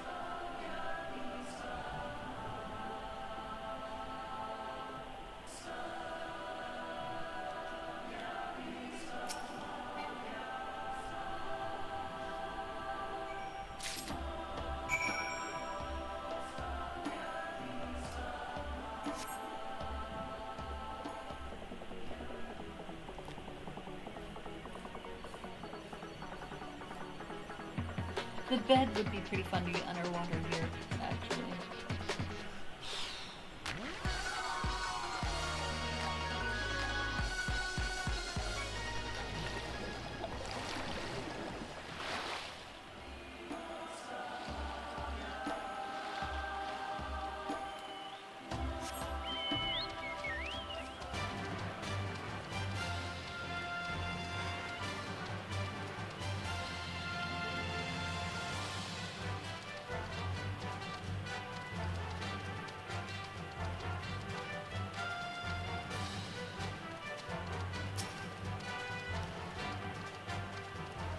Only by the grace of the most radiant may one ascend to the Dawn Throne. Remember this. I mean, or I could just teleport back up there.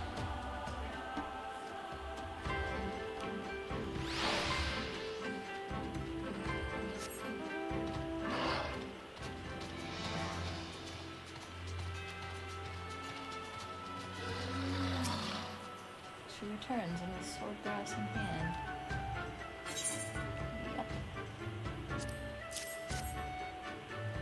Though you would immerse yourself in the depths as a testament to your bravery, well done. Lest you wonder, we will use it to prepare potions to induce paralysis. In the Nadam, we must use every means at our disposal to delay our foes. He who inscribes his deeds upon the sacred ground shall be declared the victor. However, none may know this place until the Garl have scattered the soil.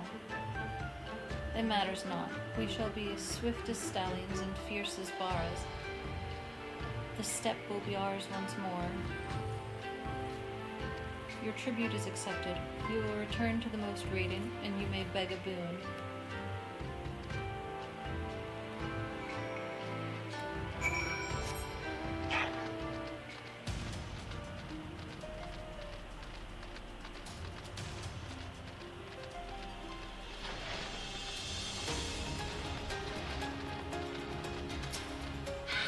There you are. The others have yet to return.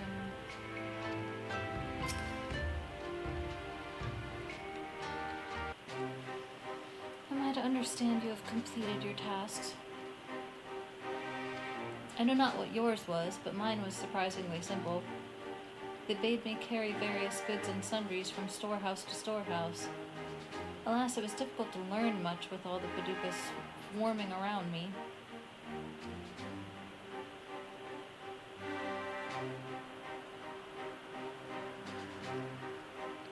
You dove deep into the waters to harvest swordgrass. I see, that as well. Most radiant brother Magni, we have given you tribute as demanded. Were we to beg leave to depart with our comrades, would you consent?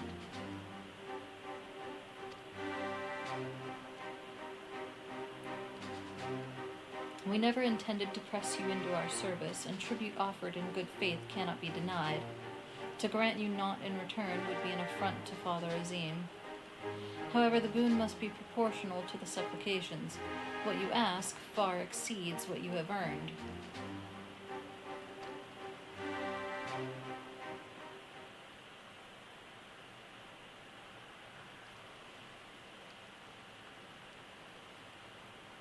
Then if we must remain here, would you at least permit us to learn more of your people and your ways?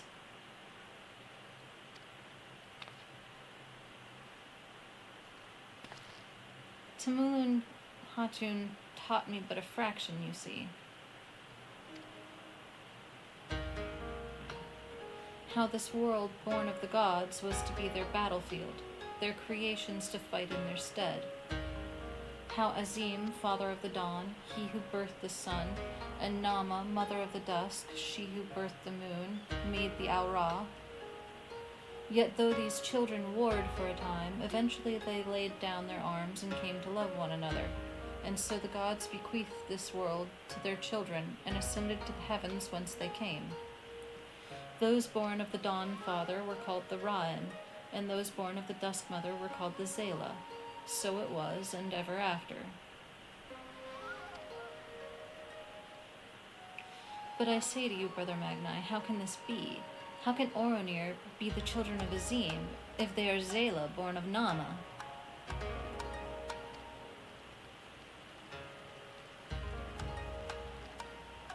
You amuse me, Doman, how you wield your ignorance as a weapon. Very well. I bid you speak with our elders and learn the truth of this world.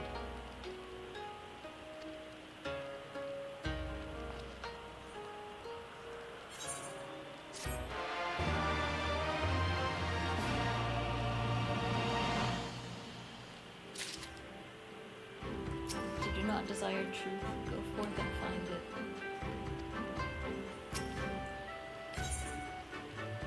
I know what you're thinking, and yes, I could probably have convinced him to let us go had I handled that differently, but then we would have learned naught for our troubles. If there's one thing I know, it's that men of faith yearn to share it with others, and in learning more of their beliefs, we may learn more of other things which may prove useful in the Nodum. When I was carrying out my tasks, I met an elder, a storyteller, named Udutai. Mayhap he can be our teacher.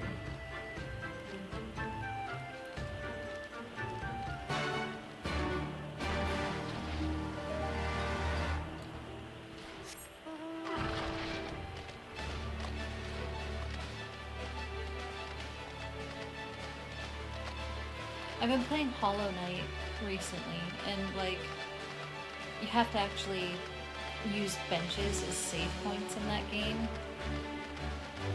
and they restore your health and everything, and so I've gotten into the habit of, after I do anything major, go sit on a bench, and so I'm having this moment after doing big quest things where I'm like, I need to go save the game. Wait, no I don't.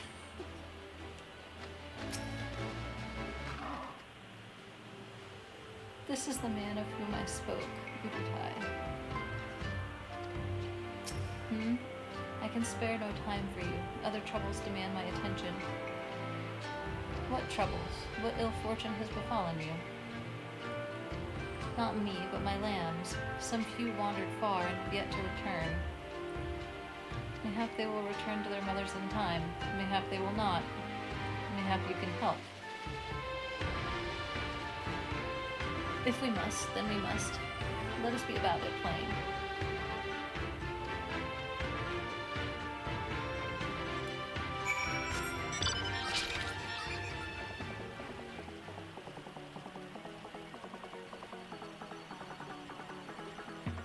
Go find land. Does not appear to be any back here. I don't want to listen to music right now. Give me a different out. That'll do.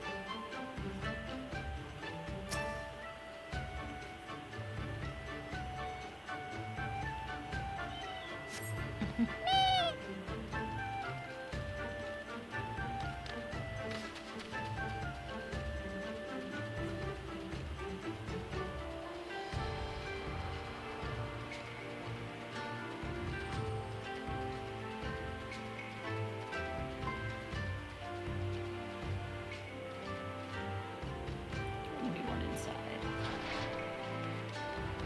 That would be weird.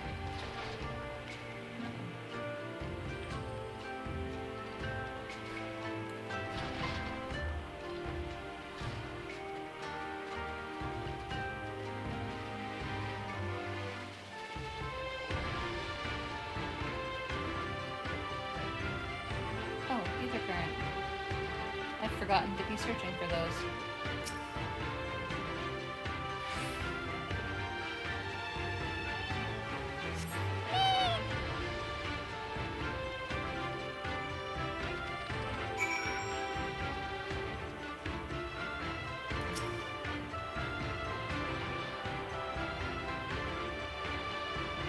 These are how we learn the song. These are important.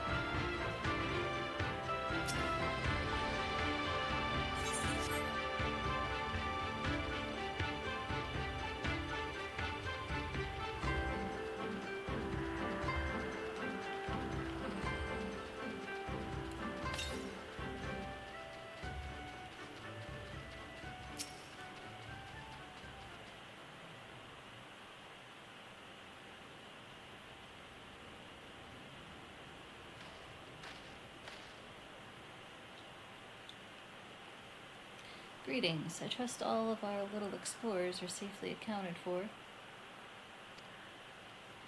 That they are. My thanks to you, Doman. Now, you had questions for me. I would know more of the Oronir, of their creation, and of Father Azim. As you wish. Come, let us sit.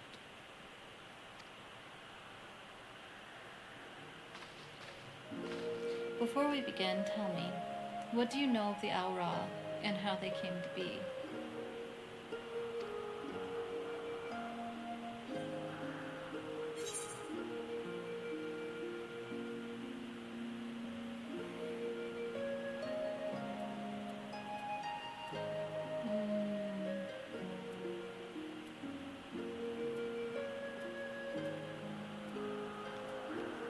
The Ronin were born of the Dawn Father and the Zayla, the Dusk Mother.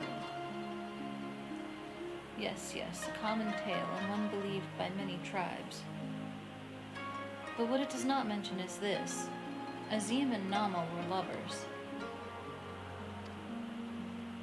Oh, they fought in the beginning, as did their creations, that much is true. But when they saw how the Zayla and the Ra'an both rose above their hatreds and joined hands in harmony, their hearts stirred, and the love their children shared became theirs as well. Alas, he was of the sun and she of the moon. Apart they must remain, lest day and night cease to be, and with them all creation. With sadness in their hearts, they returned to the heavens, he to the day, she to the night, destined to walk before and after, never to meet.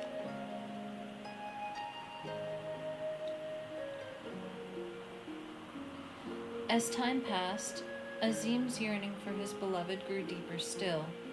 Was there truly naught that could be done, he wondered. At last he knew. If the father cannot be with the mother, then he shall go amongst her children, now and ever after. So it was that Azim took a fragment of his being, and with it fashioned an avatar. Clad in scale of midnight, he descended, and sought out the Zayla. Yea, he was the first Oronir. We are of his flesh and blood. We are the children of Azim, and it is our duty to watch over and keep the Zayla safe.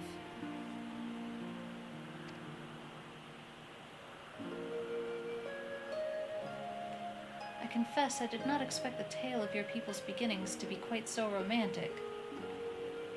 Yet I must ask, if it is your duty to defend the Zayla, how can you go to war with them in the Nadam? Is that not a contradiction? If a father disciplines his son, does that mean there is no love in his heart? Zayla are not wont to kneel. They must be made to. Only then will they heed reason. I see. Such is the way of the steppe.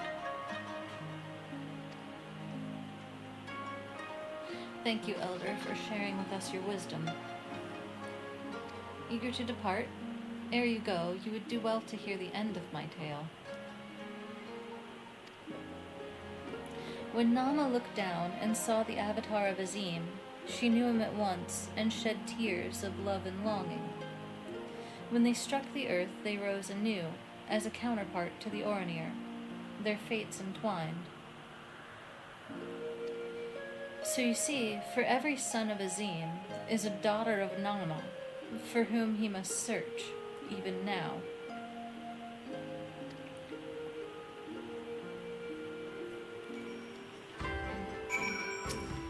Come again, traveler.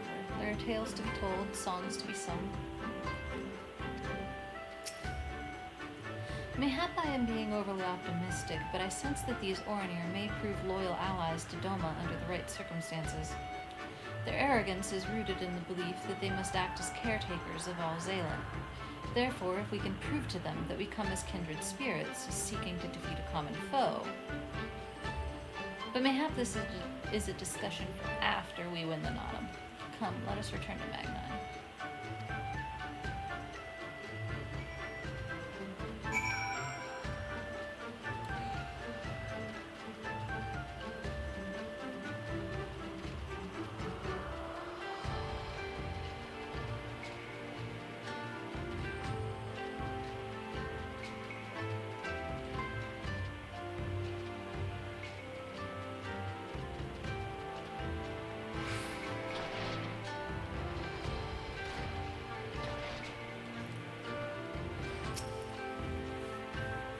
You're back. They had me milking sheep, by the way. It was, interesting.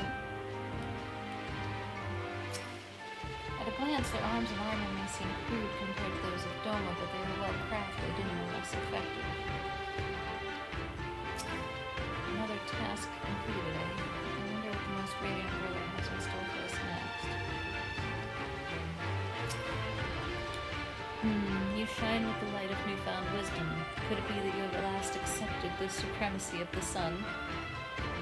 No matter, you have each completed your tasks and proven yourselves deserving of mercy.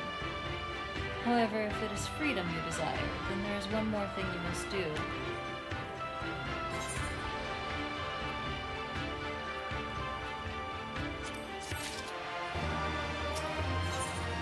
I don't think he'll talk to me.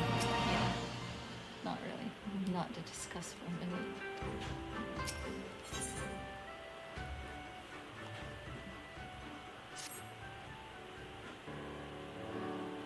A pity you will not pledge yourselves to the sun. You might have proved useful in the coming Nadam. Nevertheless, I will permit you to return and fight for the mole. Their cause is futile, with or without your assistance. However, you must first complete a final task, as was my decree. You will reconnoiter the encampment of the Defarl.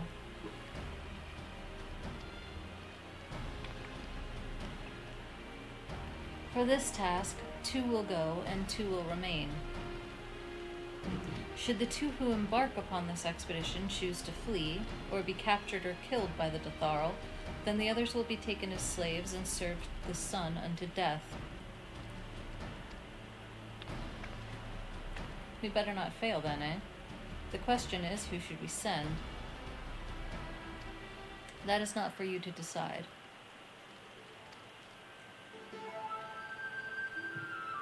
All of you have conquered Bardam's metal and proven yourselves warriors of the steppe. You should all be equally capable of carrying out this task, and therefore you should have no objections.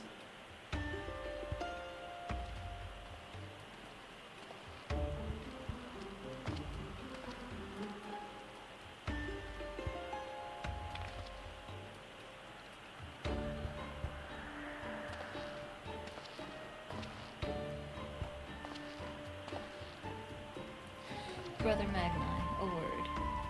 The Boudica require that a hostage be male, for if these ones fail, we cannot accept a woman as a slave. Therefore, we choose the Firewalker, the one they call Hien. So be it. I shall choose second.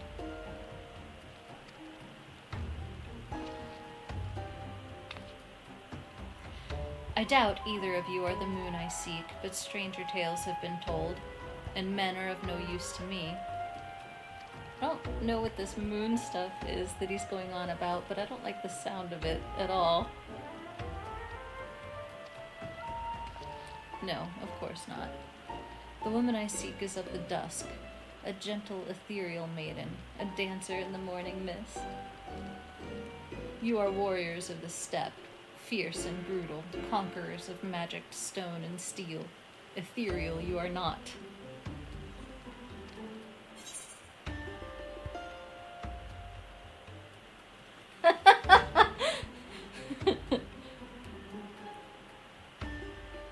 You try ethereally chasing after lambs when your boots are full of lake water.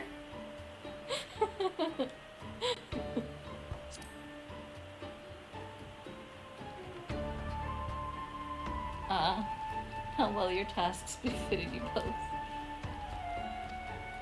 But since I must choose, I choose you. You did well milking the sheep. They took a liking to you, I'm told. Gosetsu and playing, then.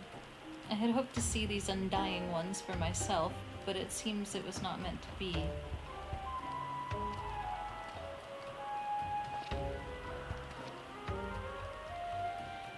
The Tharoka lies far to the south, where the grass turns to sand. Return with valuable knowledge, and all will be free to rejoin the mole. Now go.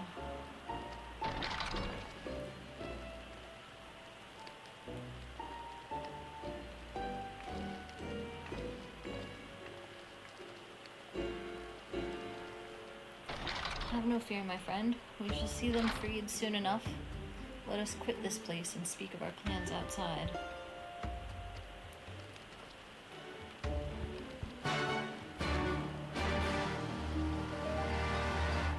You wonder why I chose her instead of you? There is a violence in you both. Hers is untamed, yours is honed. She cannot be trusted. That's funny.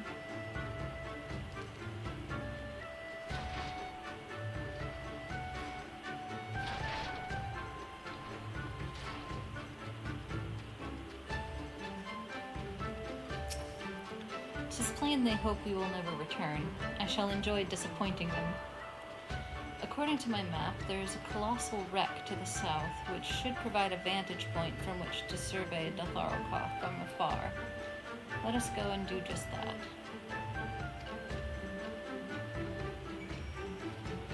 I bet that whatever quest you've got isn't an Ethergrant quest. Yep. I should at least accept this. A woman not of the steppe. How unusual. Were it that I had the time, I would take you around and acquaint you with our small settlement. Alas, as the Ornir's only culinarian, time is a rare commodity. I must keep all 50 of our warriors fed. Thankfully, now that the meat has been cut and the entrails soaked, all that's left for me to do is... Bah, I'm out of sheep's milk. This is a disaster. If I leave to milk sheep now, I will fall behind on cooking, and the starved masses are sure to lynch me upon their return. I'm loath to have to ask this of you, especially since we are virtual strangers, but might you fetch me some milk? About 3 pails should suffice. On the other side of our encampment is Sorokan. You would need to receive her permission first to approach the sheep. Didn't Lise literally just do this?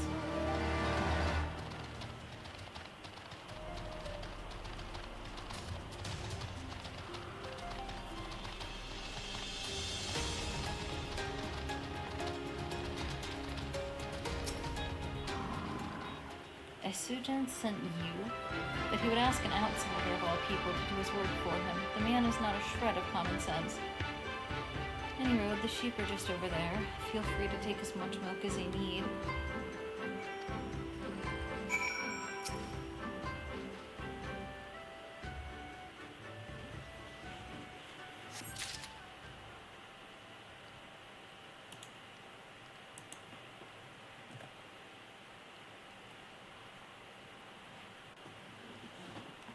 Still there?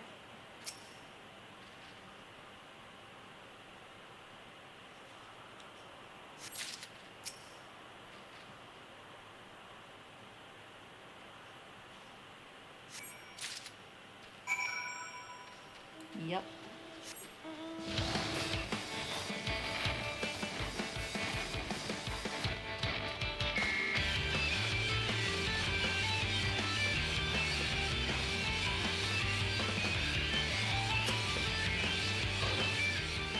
Ah, you showed up in the nick of time. You've got the sheep's milk, right?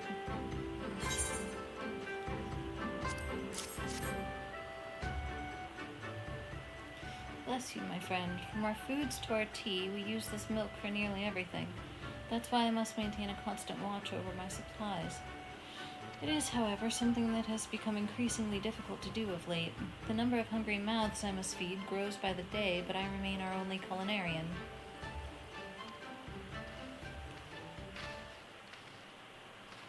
Is Estrogen bothering you? You need not pay him any heed. He is inconsequential to our tribe. The man is nearly 40, yet the only thing he can properly wield is a ladle.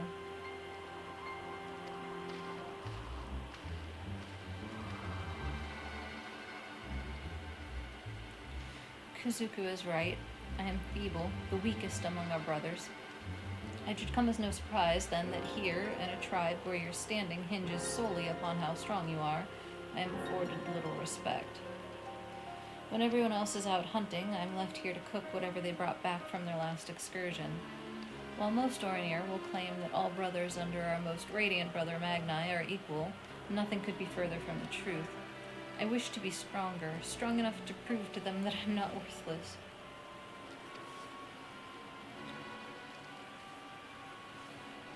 Say, might you agree to help me with my cooking on occasion? It would afford me the time to train and earn my place among the other warriors. You certainly know how to brighten a man's day. Thank you, Mistress... Playing? It's good to finally be able to put a name to your face. She said, and then never came back to help him again.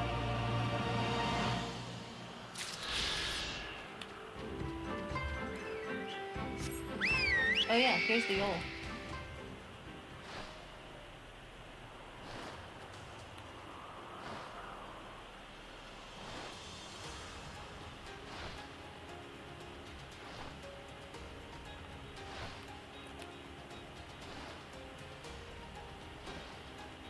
So let's see, I'm going to go down.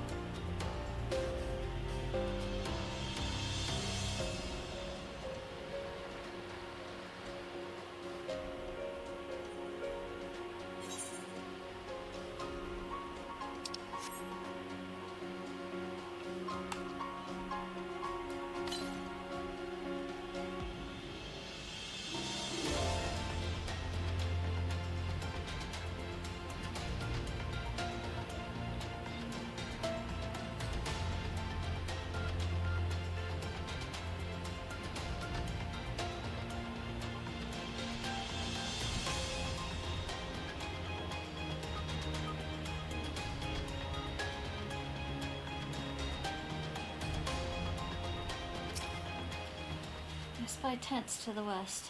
Theirs, I presume. What do you see?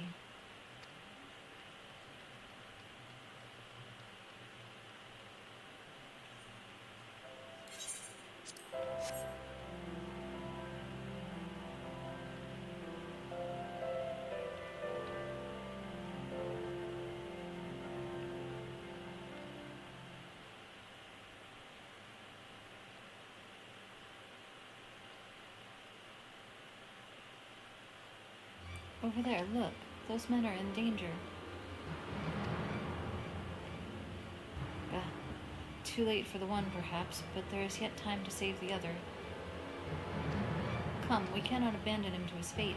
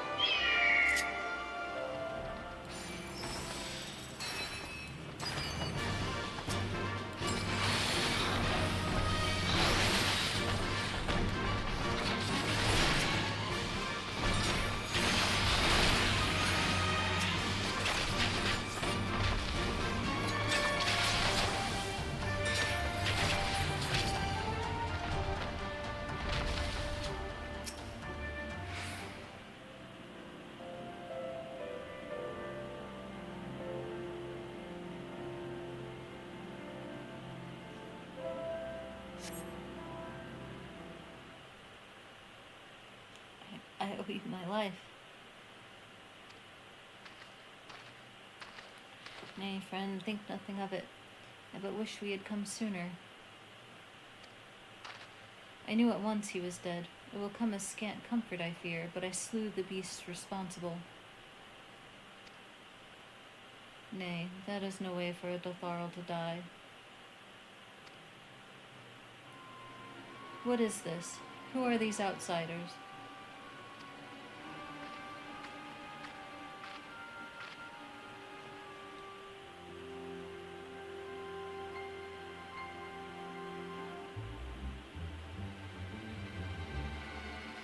Sadhu Hatun, forgive me. We were returning from our hunt when we were caught unawares by Manzasiri. These ones saved me, but guess who is?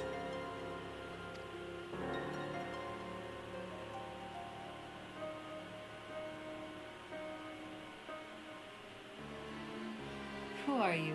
Why have you come? Not to cross the sands, that much is certain. I have heard tales of travelers in league with another tribe. Are they you? Are you they? Who do you serve? Answer me.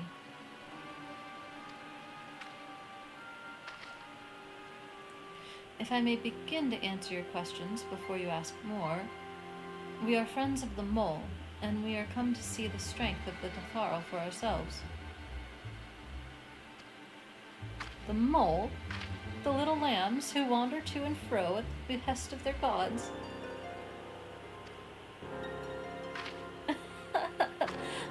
What fools you are to share the soil of such weaklings. Next you will tell me you wish to fight in the Nottam. Ah, so you do. That is unexpected, yet not unwelcome. I am Sadhu, Hatun of the Dotharl. For your deeds, I grant you leave to walk among us. Come, look on our glory and despair. We fear no tribe, least of all the mole. Though, if you were of the Orinir, I would burn the flesh from your bones here and now.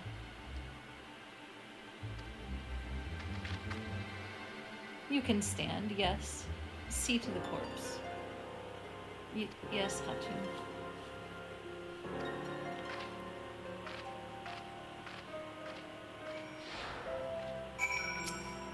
Thank you again, but I shall manage on my own. So that is the leader of the Dotharl. Clearly not a woman to be crossed. But how callously she spoke of her dead. See to the corpse? Surely this warrior deserves better than that.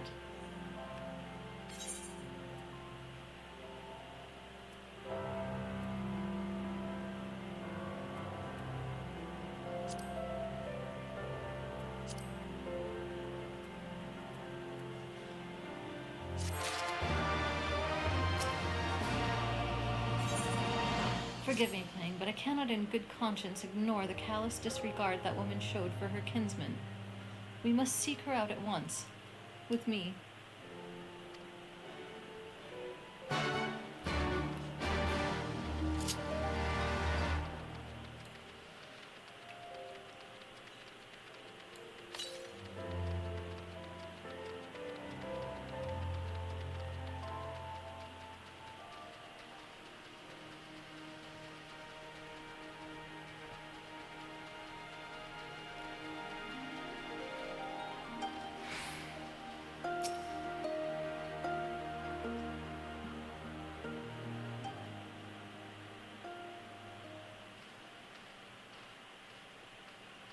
How he died matters not. Gesser was a great warrior. He will return to us in time. Not soon enough, Party. The Narden is nearly upon us. Mayhap we should counsel restraint until after. I do not understand. If Gesser is dead, how should he return? Silence! You come to spy us, knowing naught of our ways. We know you are fearless, and that you are called the Undying Ones. That is true. None are braver than the Dauphin, for we do not fear death. With death, a warrior must dance boldly, fearlessly, for thus does his soul burn bright. Then, in death, his soul shines white, exalted. The flesh rots, but the soul endures. And ere the seasons have turned, so he shall return. When he is glimpsed in the eyes of the newborn, he is blessed with the same name, that he may grow into a great warrior once more. You mean to tell me these newborn babes and fallen warriors are one and the same? Madness! Rude.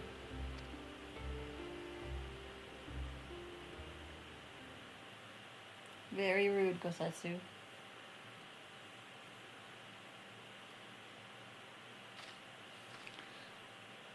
think you need to observe, not to survive.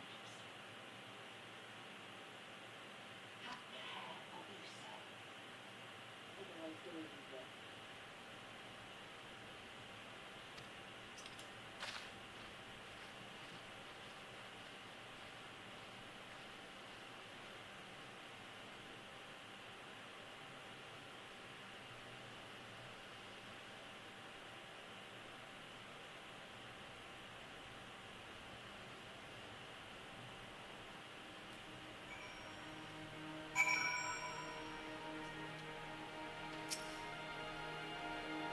Such contempt as was in their eyes I have never known. But for the soul to live on, as they say, is not something I can so easily accept. Do they truly believe this, all of them? That in death there can be rebirth, retribution? In any event, we came here in search of information. We cannot leave without speaking with her people.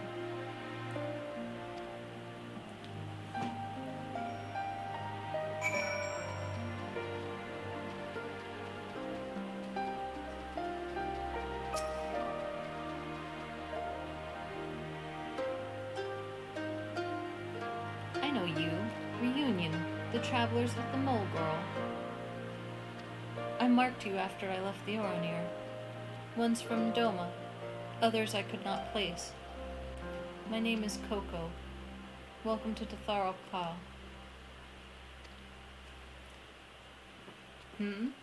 Coco sounds to your ear the name of a woman? Well, of course. That would be because it is. I died a woman and was reborn a man. It is of no moment. The soul is the soul, and the flesh the flesh. Perhaps you scoff? Many would. Many look only to the name and the flesh, and let these things dictate their perceptions. Consider Sadhu Hatun. 3 times before she died a man, yet she returns as a woman the 4th. Yet she is no less fierce, and any outsider foolish enough to think so will learn the truth to their peril.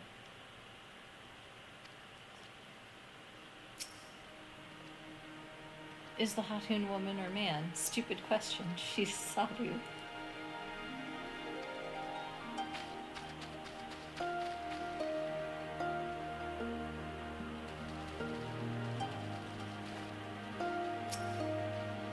The cycle of death and rebirth? It is simply that. Take me. I died in battle at the hot hill. Fiercely did I fight, and so I returned. Alas, we know not of our past lives. I must learn what it means to be Koyar again and again. It is difficult to remember everything, but important.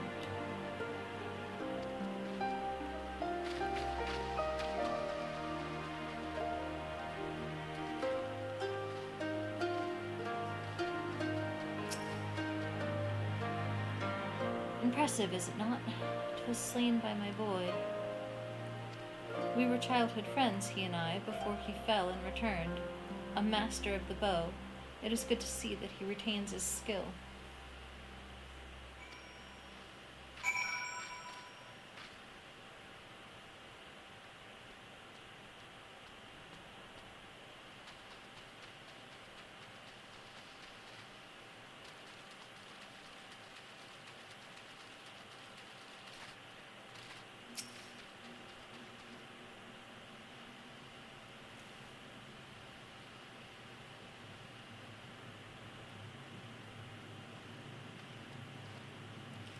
Playing. You have completed your inquiries. Aye, it is as she said. They believe with every fiber of their being that their bravest warriors will be reborn. As for me, I observed some of their warriors at practice. They are as formidable as the Oronir, perhaps more, and their weapons are their equal as well. Yet while they do not lack in skill and resources, 'tis plain to see that their numbers are inferior.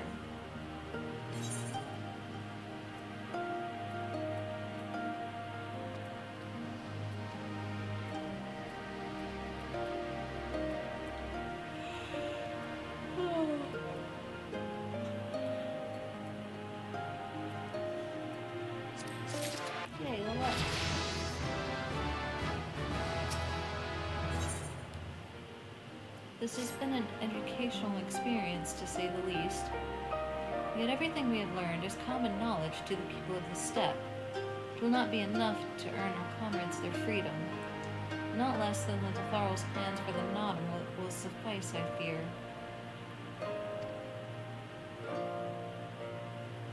Well, I've never been one for skulking about. I will go to Sadhu and see what secrets I can prize from her lips.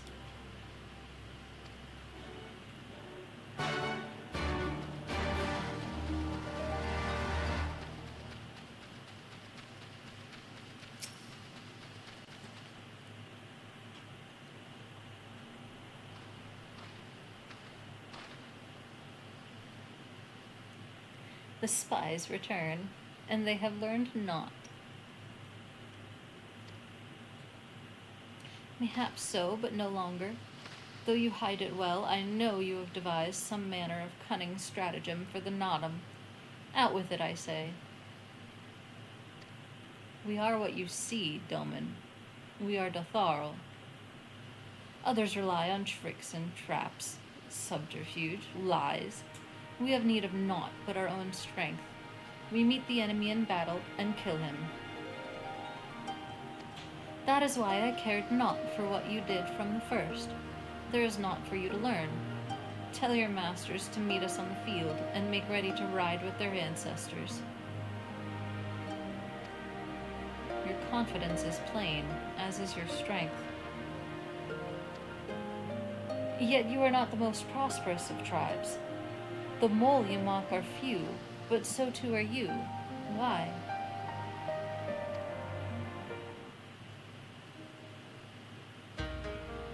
Though a glorious death is to be celebrated, it is yet death. While we kill many, many are killed in turn. In the wake of our battles, the soil drinks deep of the blood of the fallen, their bodies piled high. Not all are born again, only the bravest. Yet one cannot return unless there is a vessel to inherit the soul, and if warriors die ere they birth children, then that is that. Even the brave warrior who finds a vessel will for many years remain a shadow of his former self. It falls to his elders to endure until he is ready to accept his responsibilities. Ever will we meet our enemies in battle without fear. Such is our way, even when our numbers dwindle. If we die, so be it. But know that we fight to live, not to die. The Tharl train and make ready for the day, but they do not rush to meet it, not until we have done our duty.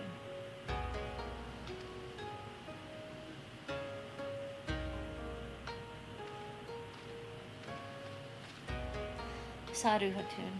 Gesser's body has been given to the sands. Then our part is done. Rest, warrior. The Nadam draws near, and you will need your strength.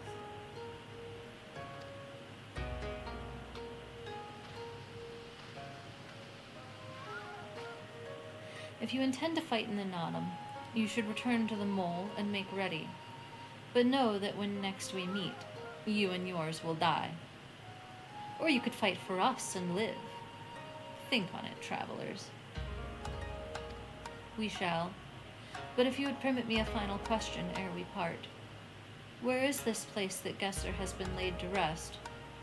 Though I knew him not, I was there at his end. I wish to say a few words. Rites for the flesh. I have heard of this. Madness, I say, for his body is of the earth now. He will not hear you. But you may speak to the sands, if that is your will. They lie to the west. Make haste, for the Geddon may already have caught his scent.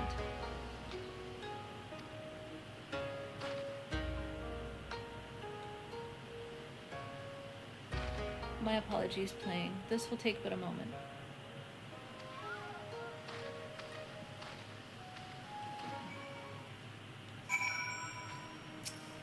Return to your mole and die with them, if that be your wish. But wear the ones in yellow as you go. They are fond of secrets and stratagems, and will not hesitate to involve you. Yeah, you don't say. I actually like Sadhu. She's wild.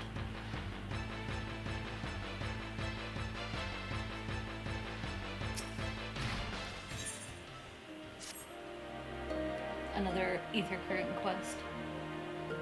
It is not often we have travelers into Thorolkaw. There is something I would ask of you, if you have the time.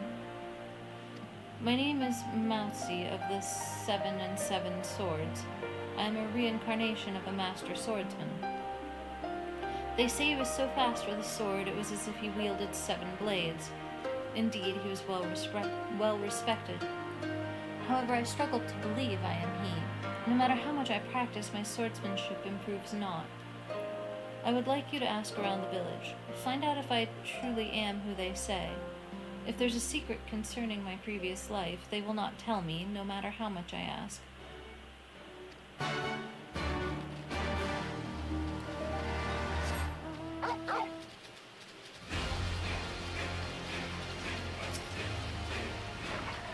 What are you saying? Of course his name is correct.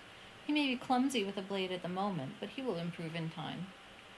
I hear that the previous Mauchi also struggled when he first picked up a sword. All he needs to do is train.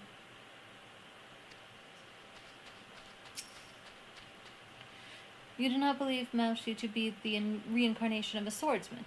Nonsense. There were no other Datharo born the year Mauchi passed. The previous Mauchi of the 7 and 7 Swords was a true warrior. His swordsmanship was unmatched.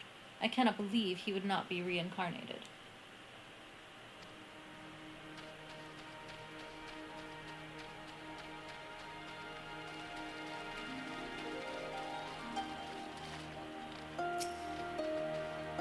Katmauti. He always happens to run off somewhere when I try to help him with his training. He does his name a disservice.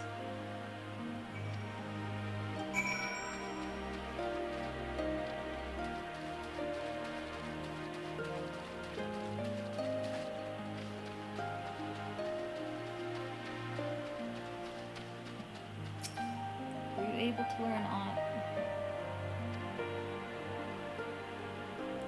I see. I am exactly as they say. My thanks for your help. You look like you could hold your own in battle. How did you grow so strong? Adventures. Yes, I suppose I am lacking in experience. I cannot leave the village, but I can learn from you. Could I ask you to teach me? I can think of no better way to make myself stronger. You need not answer right away. Yeah, okay.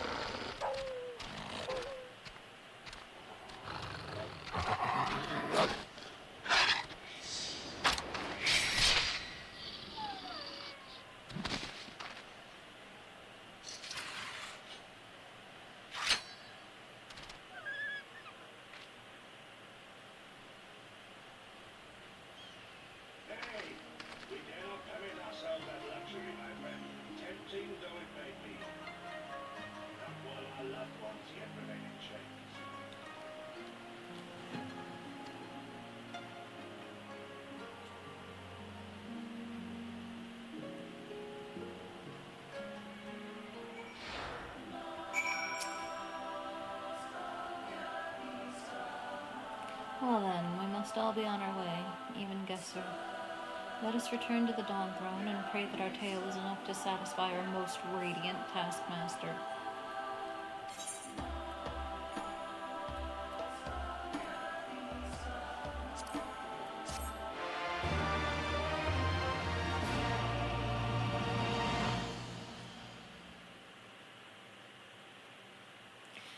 Meanwhile, deep within the Dawn Throne,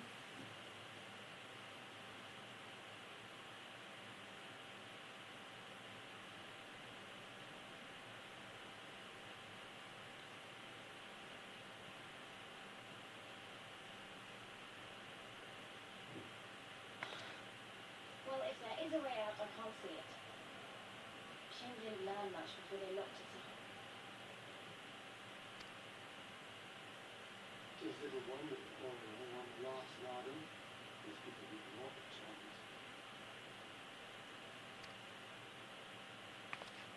Kian, I've had something on my mind for a while, and now... In Alamigo, where I was born, I found it strange that for all the people who supported the resistance, there were just as many who didn't.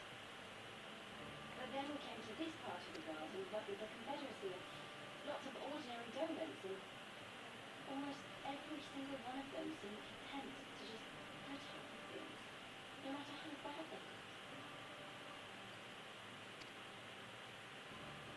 They all had their reasons, of course, and it's not like I don't understand them, but the thought of it made me so angry. After everything they've been through, everything the Empire had done to them, how could they not rise up? How could they not fight back?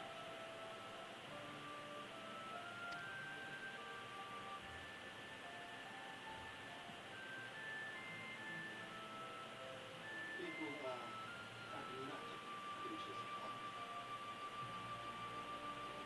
They always hope even until it is too much. It's fear. Simply not fear. For the original may go by like some new disappointment. The next will be more so we choose the more sensible. We want to abide in the liberties and justices, and shame, to accept them as men. Such is the love of men. One cannot expect to spur into action.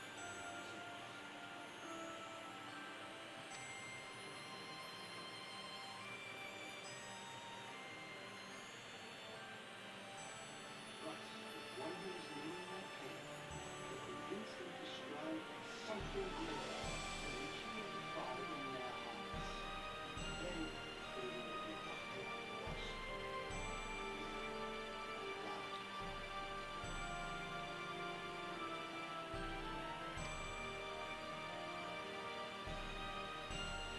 I had something. But for 5 years I was determined to defeat it. He risked his life to show me what I was.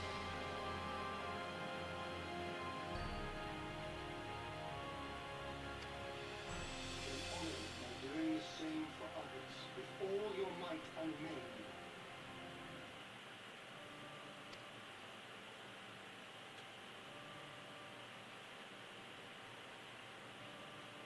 You know, when my homeland fell 25 years past, I was still in my mother's womb. Never have I known a free dawn.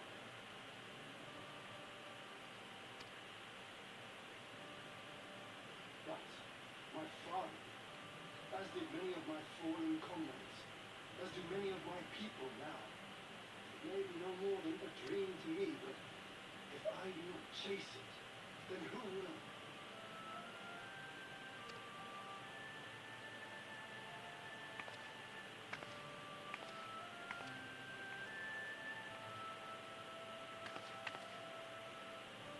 The way you carry it all, you're just the same.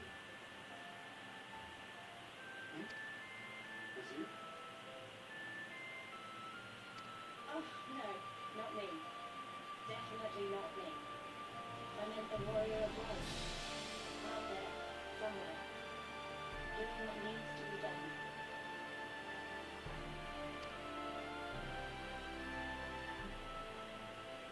I won't have you put me to shame any longer.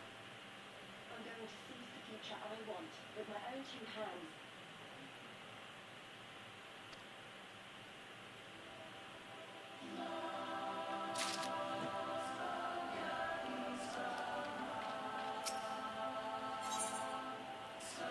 You are ready to depart, I trust. Good. Then let us away.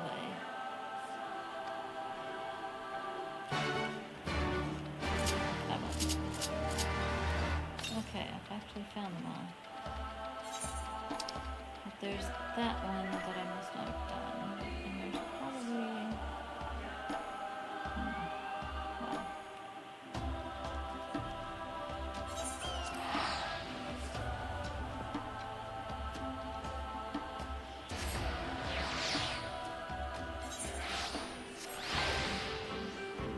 Oh yeah, I got some new boots. To make space. There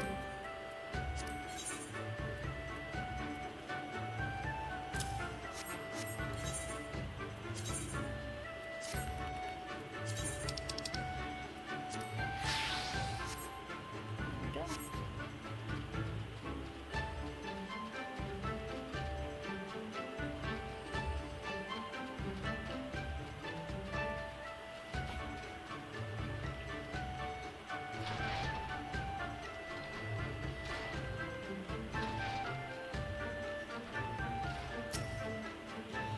We can but tell Magni the truth, and if our most radiant brother is unsatisfied, it will be my pleasure to put an end to this charade.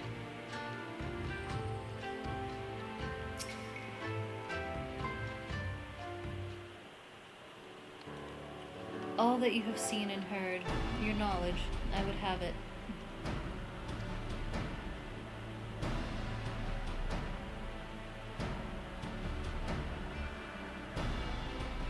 No secret stratagems, you say? That is well. I expected as much. The Detharl are not schemers. They live only for war, for the contest of strength and will.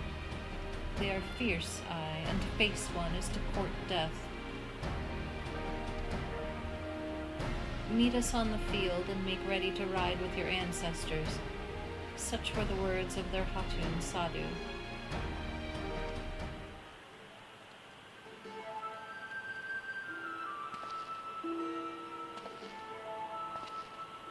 Speak not that devil's name in the presence of the most radiant. You bade us tell you of the Detharl, yet you will not hear the name of their leader. After the last Nodum, she gave great offense. The most radiant brother called to him the women of the steppe, that he might look into their eyes and see if Nama looked back. But that Geddon, that feral Udgun, she spat curses and called forth flames. She scorched the soil and refused to present herself. 3 days and nights had we fought to claim the Dawn Throne, and still she shows Brother Magni such disrespect, such defiance. By rights should she pay with her life. Speak not another word, Batu, or you will pay with yours.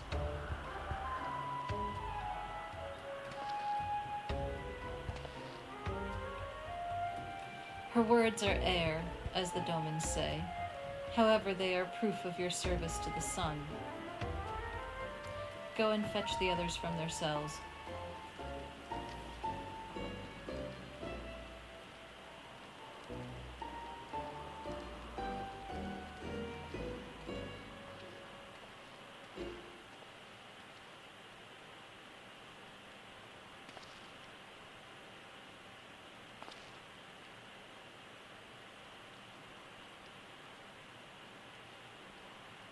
My lord, Lys, you are unharmed. Thanks to you in playing. We are free to return to Molilo, I take it. By your deeds have you proven yourselves to be warriors brave and true. You may return to the mole and make ready for the Nodum, on one condition. To fight in the Nodum is to be bound by it. Swear, here and now, to abide by the law of this step, to accept the supreme authority of the Han, whomsoever it may be.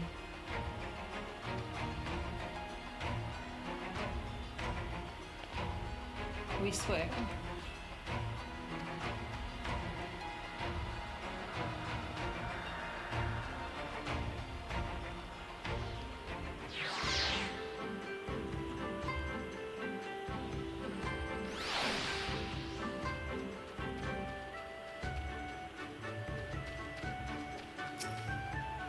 In a way, being forced to stay behind may actually have been a good thing. I had a lot of time to think, and usually I don't.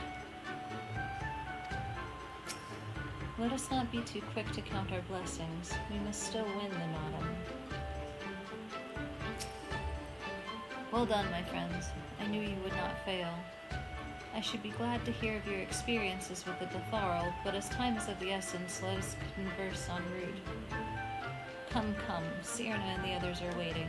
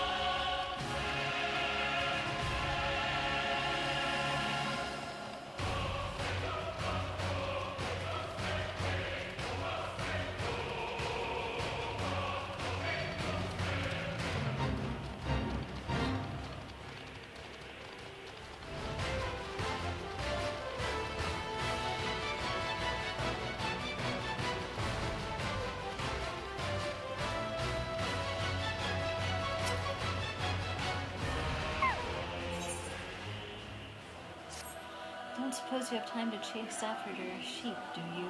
My most cowardly one just ran off after hearing a nearby beast roar. She's so timid she's likely to run away if you try to approach her normally. Whoops. I saw take this blowgun.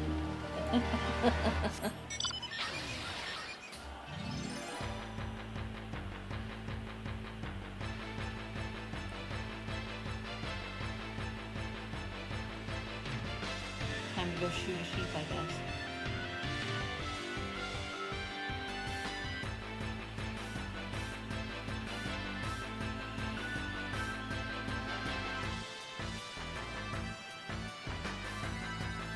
Oh my gosh, why is it so far?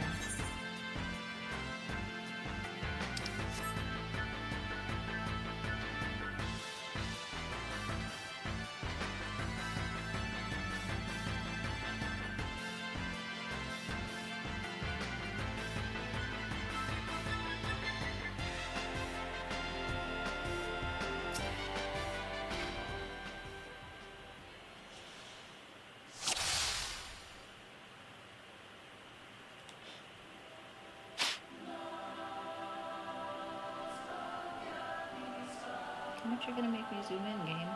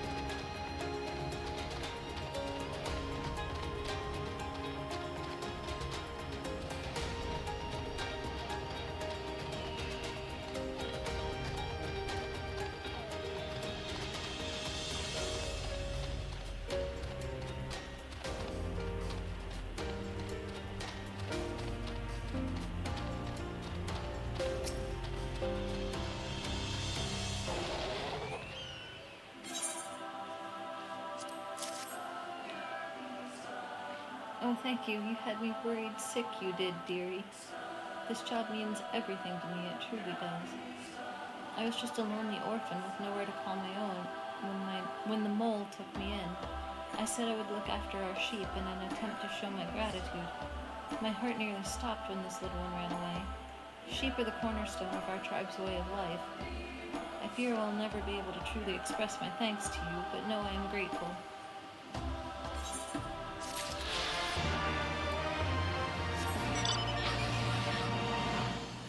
Okay, I guess the only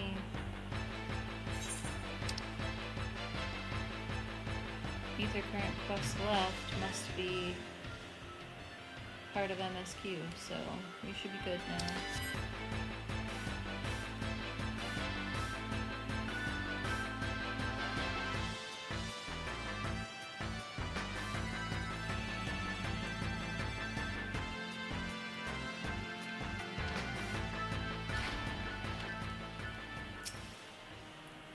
There is a tension in the air, an awareness of the coming storm, a nervousness, aye, but a confidence as well, faith perchance.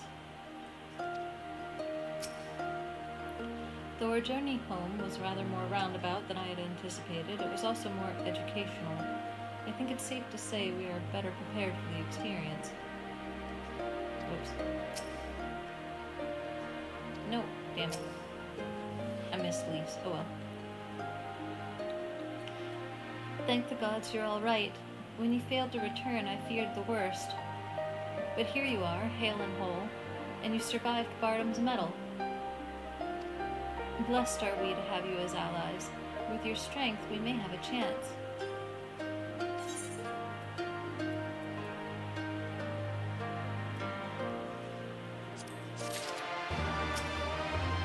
It's almost time for the nom. I'm so excited. My friends, we are come to the final day of the Sahansar, to the Nodum. The battle will commence with the rising of the sun. The Garl will scatter the soil, and the steppe will be unbound. A great Ovu will erupt from the earth and call for a new Han. All will converge upon the light, and the warrior who claims it will win the day. Precious little time remains. Pray use it to prepare for the battle. Many of the young ones have never taken part in a Nodum. They are nervous. Perhaps you might favor them with some words. It would do much to ease their fears.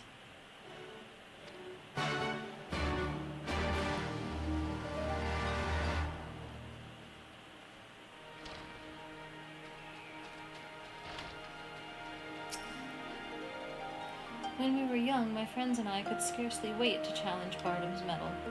We longed to become warriors.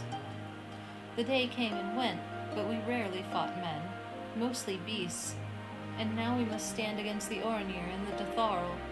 You've seen them, taken the measure of them. Do you believe we can win?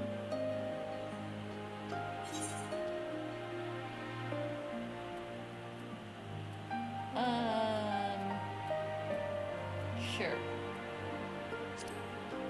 Yes, yes. 'Twas the gods' will that we fight. Surely it is their will that we win. Of course.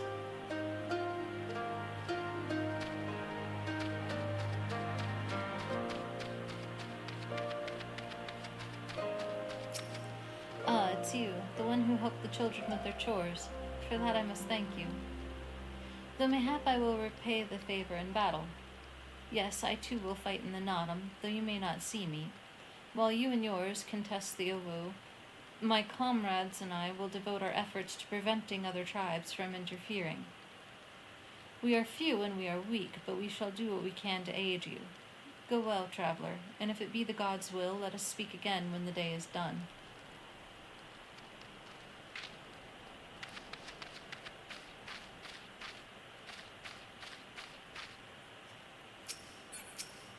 How strange this feeling, the thrill before battle, a battle in which I may die.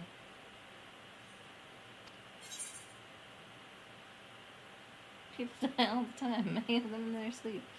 That's cheery. We'll fight, we'll win, and we'll come back together. Yes, yes, of course we will. I must have faith. I must have courage. I have not always understood the motives of the gods, but I have accepted their guidance ever since I was a child. If they would have us fight, I must believe they have their reasons. So I shall fight with all my might, and if it is the gods' will, then we shall win.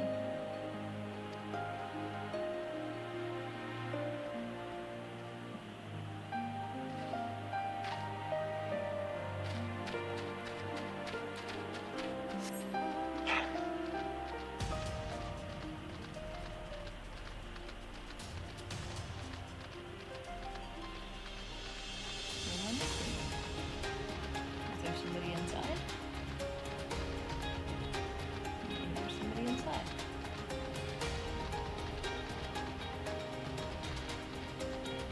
Over there? Nope, must be inside.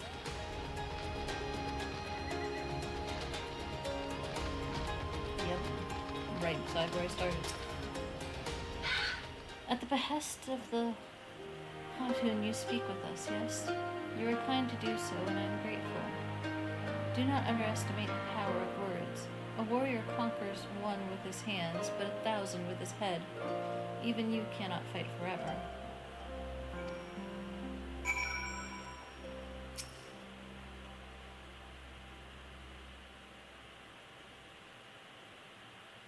Already I sense a change in the people. Their hearts soothed, their resolve strengthened. This we owe to you.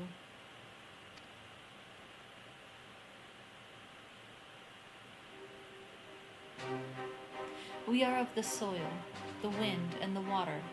We are not conquerors. But we are yet the children of Nama. We are yet Zayla. We were made for battle, to kill and be killed.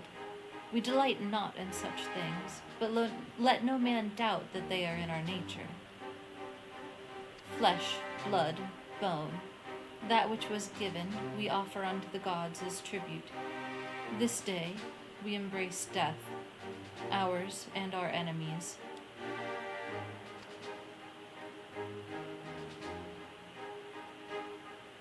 So too must you embrace this truth, for this is who we are, who you are become as warriors of the steppe. May the gods guide you to victory.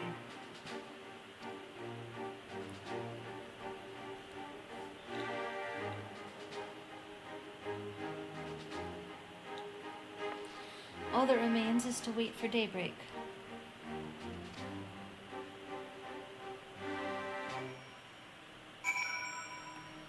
So this is actually one of the cooler duties in the game. It's very fun. We're not dying here, not when we've got a score to settle with Xenos. Though I know how much this battle means for the future of Doma, a part of me is glad simply for the opportunity to repay my debt to the mole. Mayhap their souls will shine bright in battle, but my steel will sing.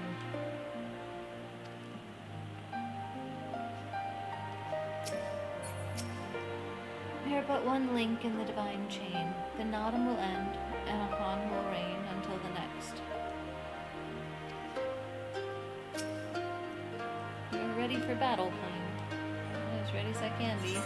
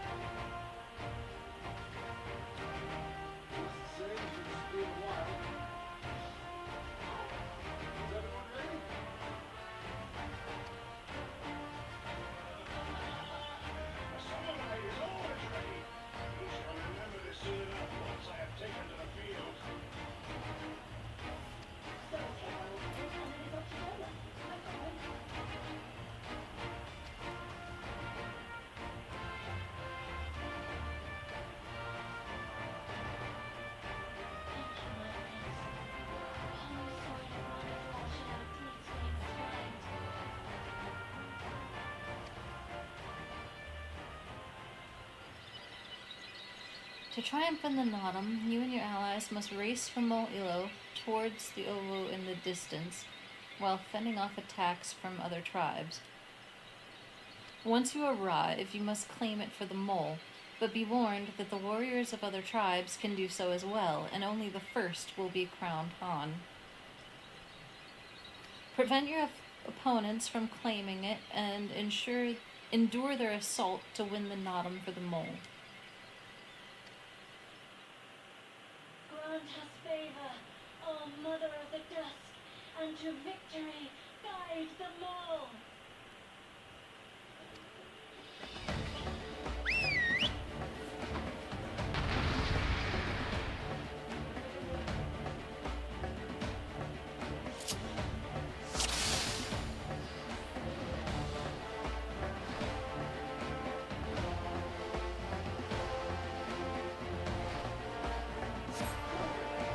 Forward! Forward!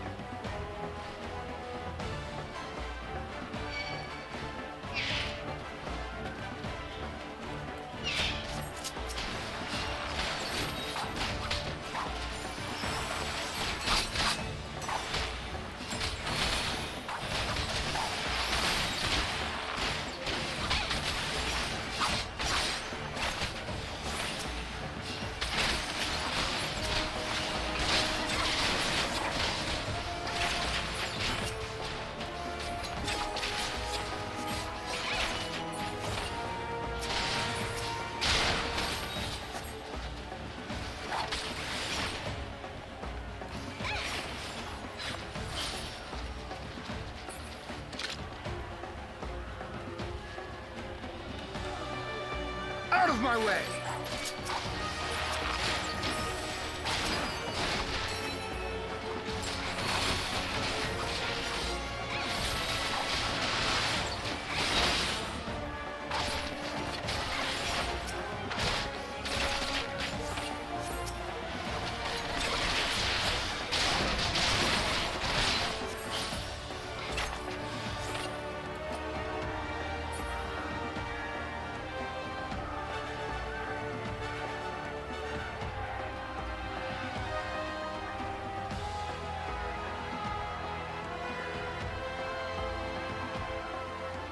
There it is, we're not too late.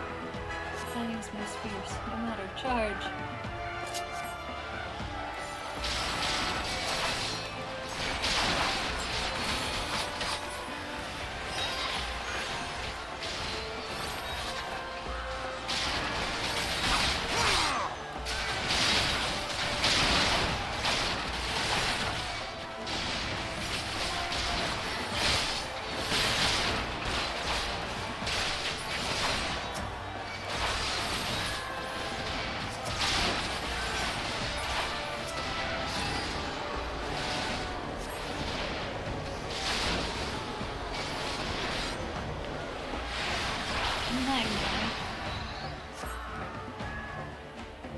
Yank me out of the circle.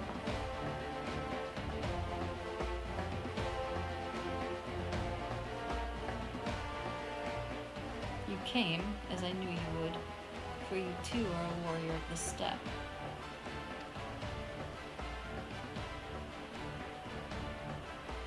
I salute you, traveler, and should be honored to face you alone, but the Dathar'll thirst for blood and will suffer no duels.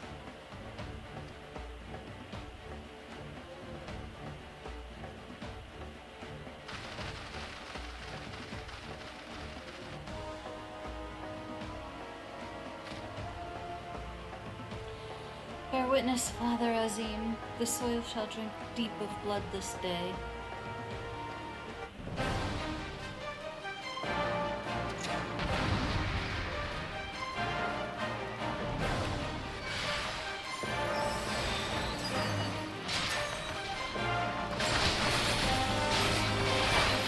Rise, brothers of the sun!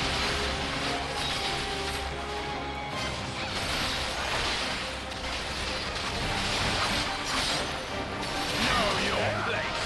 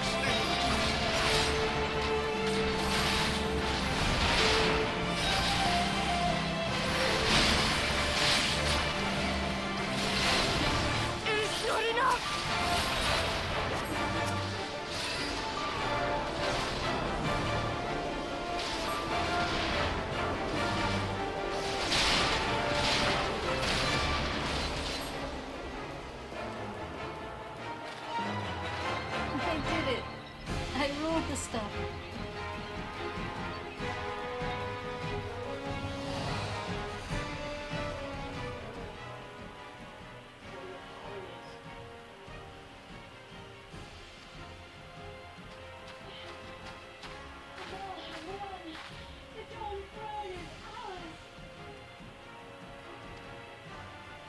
We did it.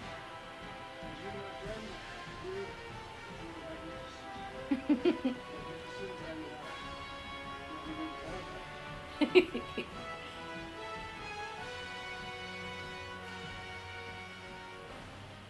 What a strange tale this has become. Philosophical.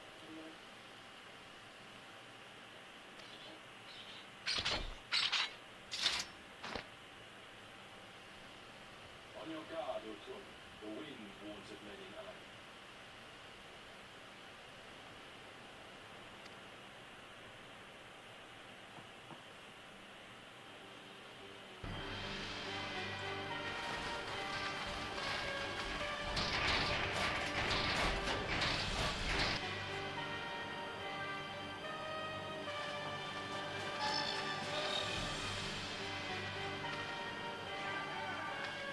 I thought I'd find you here, Eosian. Dearest of all my enemies. Today's the day I finally get to kill you. And then they'll give me a shiny medal and my choice of posting. Bloody perfect it is. Well, go on then. Kill her. Kill 'em all.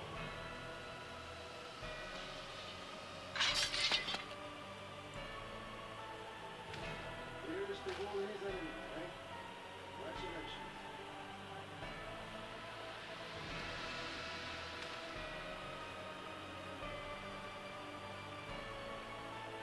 Hearken to me, honored warriors of the steppe. Our enemies intrude upon this sacred ground. Have you yet the strength to oppose them?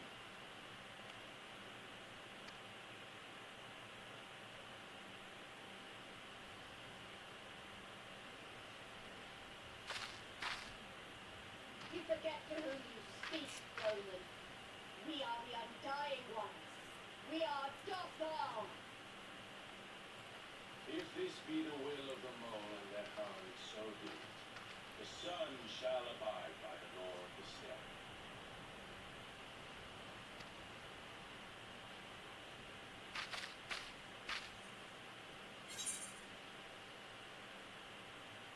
Let's go with the top.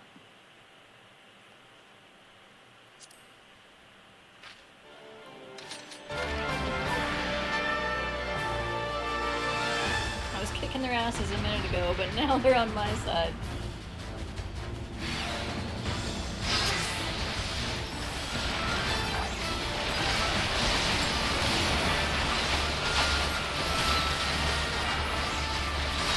Such gratuitous timing with the faces stuck united. Well, this is more like it. All the Imperials I can punch. Time to get serious!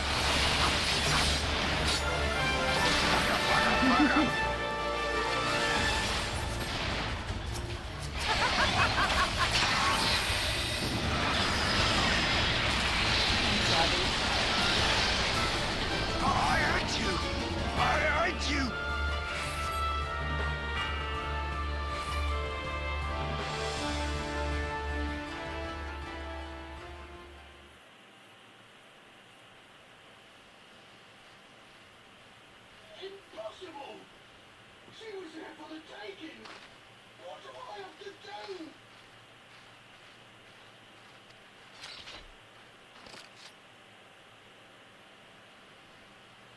I need more men, more weapons, more power!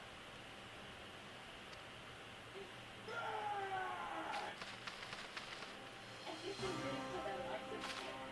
And we're only going to get stronger. Stronger and stronger until we're strong enough to take back everything they stole.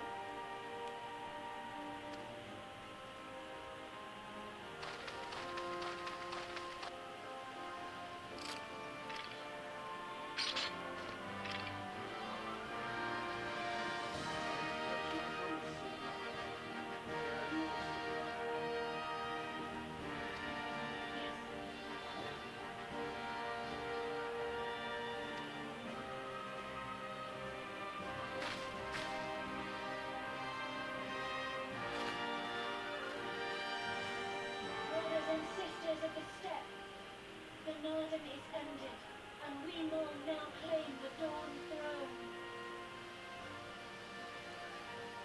No demands shall we make of you, save these. Heed our comrade's words, and honor the law of the steppe.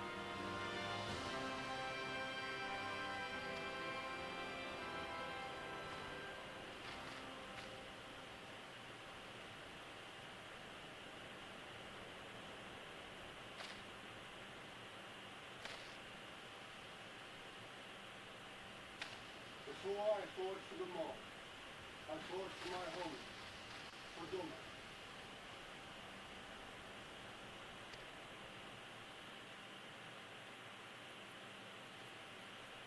Tacoma, would you have us go to fight your war and win your freedom?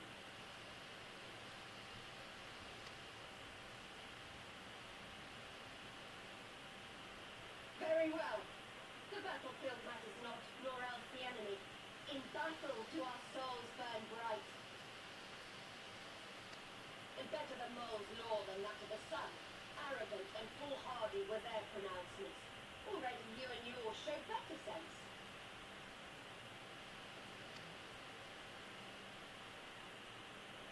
The sun shall answer your call then.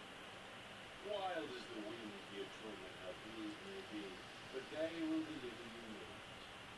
We will deliver you your kingdom.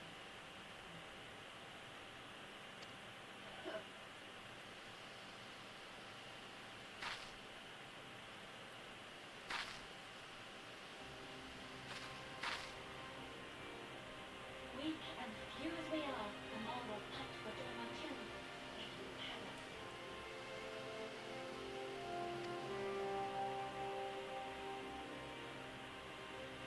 Now then, I believe no remains but to return to Rome at the head of the sailor army, my lord.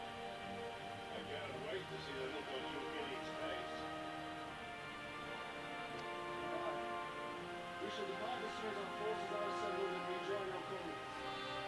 Then, my friends, we shall bring freedom to the people of Doma!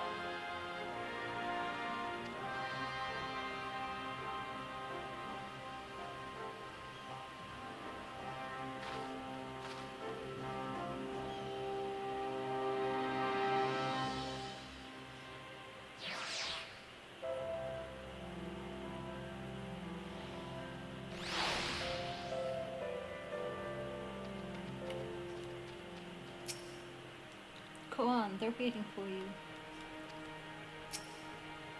The others have returned as well, it would seem. Your Imperial friend has truly impeccable timing. Had he come even a few moments earlier, he might actually have stood a chance. In any event, that is 2 battles won in a single day, which, by my reckoning, gives us twice the cause to celebrate. But first, I pray you grant me a moment to express my gratitude. Thanks to you, we are one step closer to freeing my homeland from the tyranny of the Empire. I am in your debt. Of course, if all goes to plan, this is like to be but the first of many such debts. Yet I promise to endure my insolvency with a smile, out of gratitude to the Kami for seeing fit to send you hither.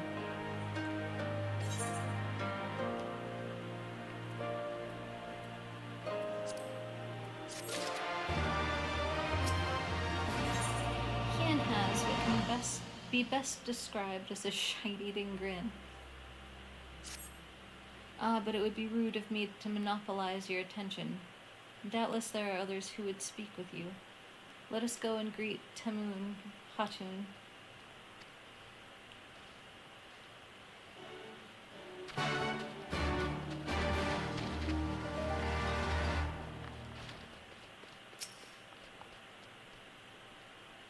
Mayhap you should speak with the Hatun instead of me. That's why we're here, is it not? Temun Hatun, we are returned and victorious. We won. We actually won. I mean, you did. If it were not for you. I hope everyone is all right, or alive at least. Welcome, warriors of the steppe. It is an honor to receive you once more. We observed the battle from a distance and marked the moment of your triumph. In that instant, I wept tears of joy. Not only did you bring us victory in the Nodum, but you ensured that every one of my kinsmen returned with their lives. Some were more gravely wounded than others, but none were lost to us. We could not have asked for anything more. If it is not too much of an imposition, would you be willing to go and speak with them? A simple gesture for those with whom you shared the battlefield.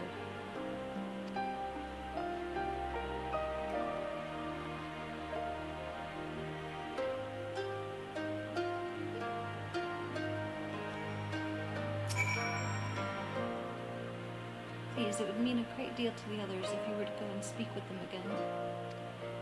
Okay.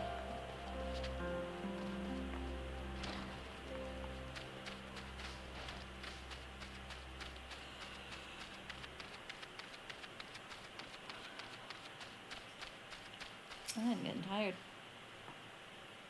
Some part of me still struggles to believe it, but we won. We defeated the Oronir and the Datharl and won. When they appeared before us, I was filled with such fear as I had never known. But then I saw you charge with Cyrena and the others, and before I knew it, I was running and shouting.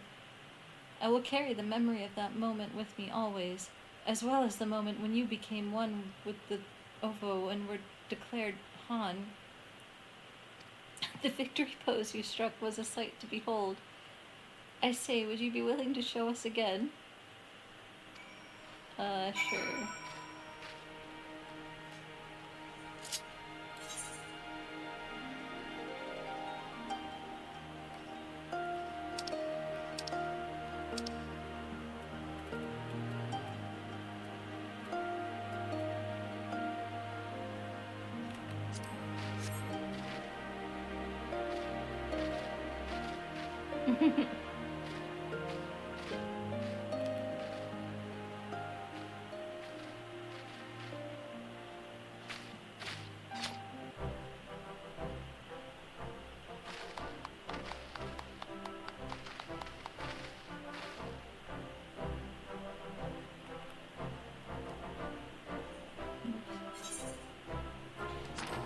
Aye, that's the stuff of legends.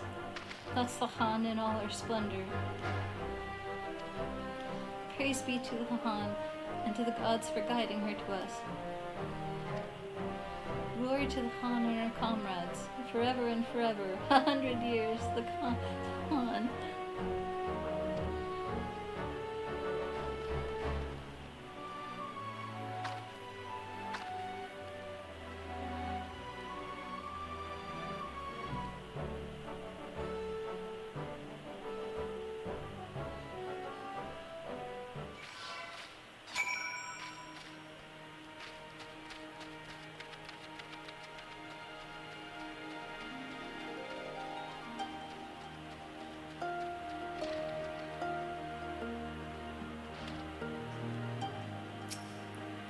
Playing. I'm told you gave the young warriors a fine show. Grandmother and I have been discussing how we might best express our gratitude to you. Mere words did not seem sufficient.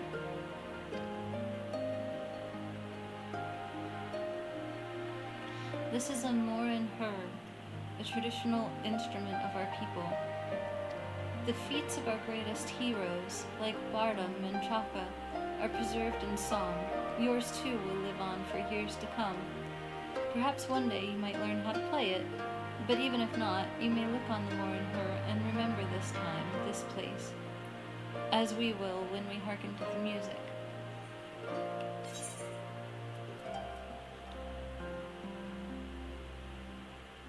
A two-stringed instrument.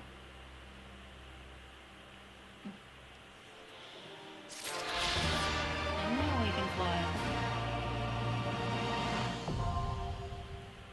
And I think I'm gonna call it a night right there, cause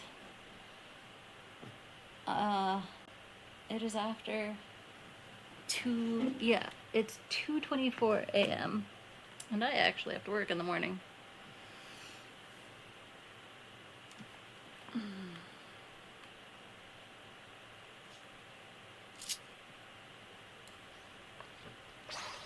So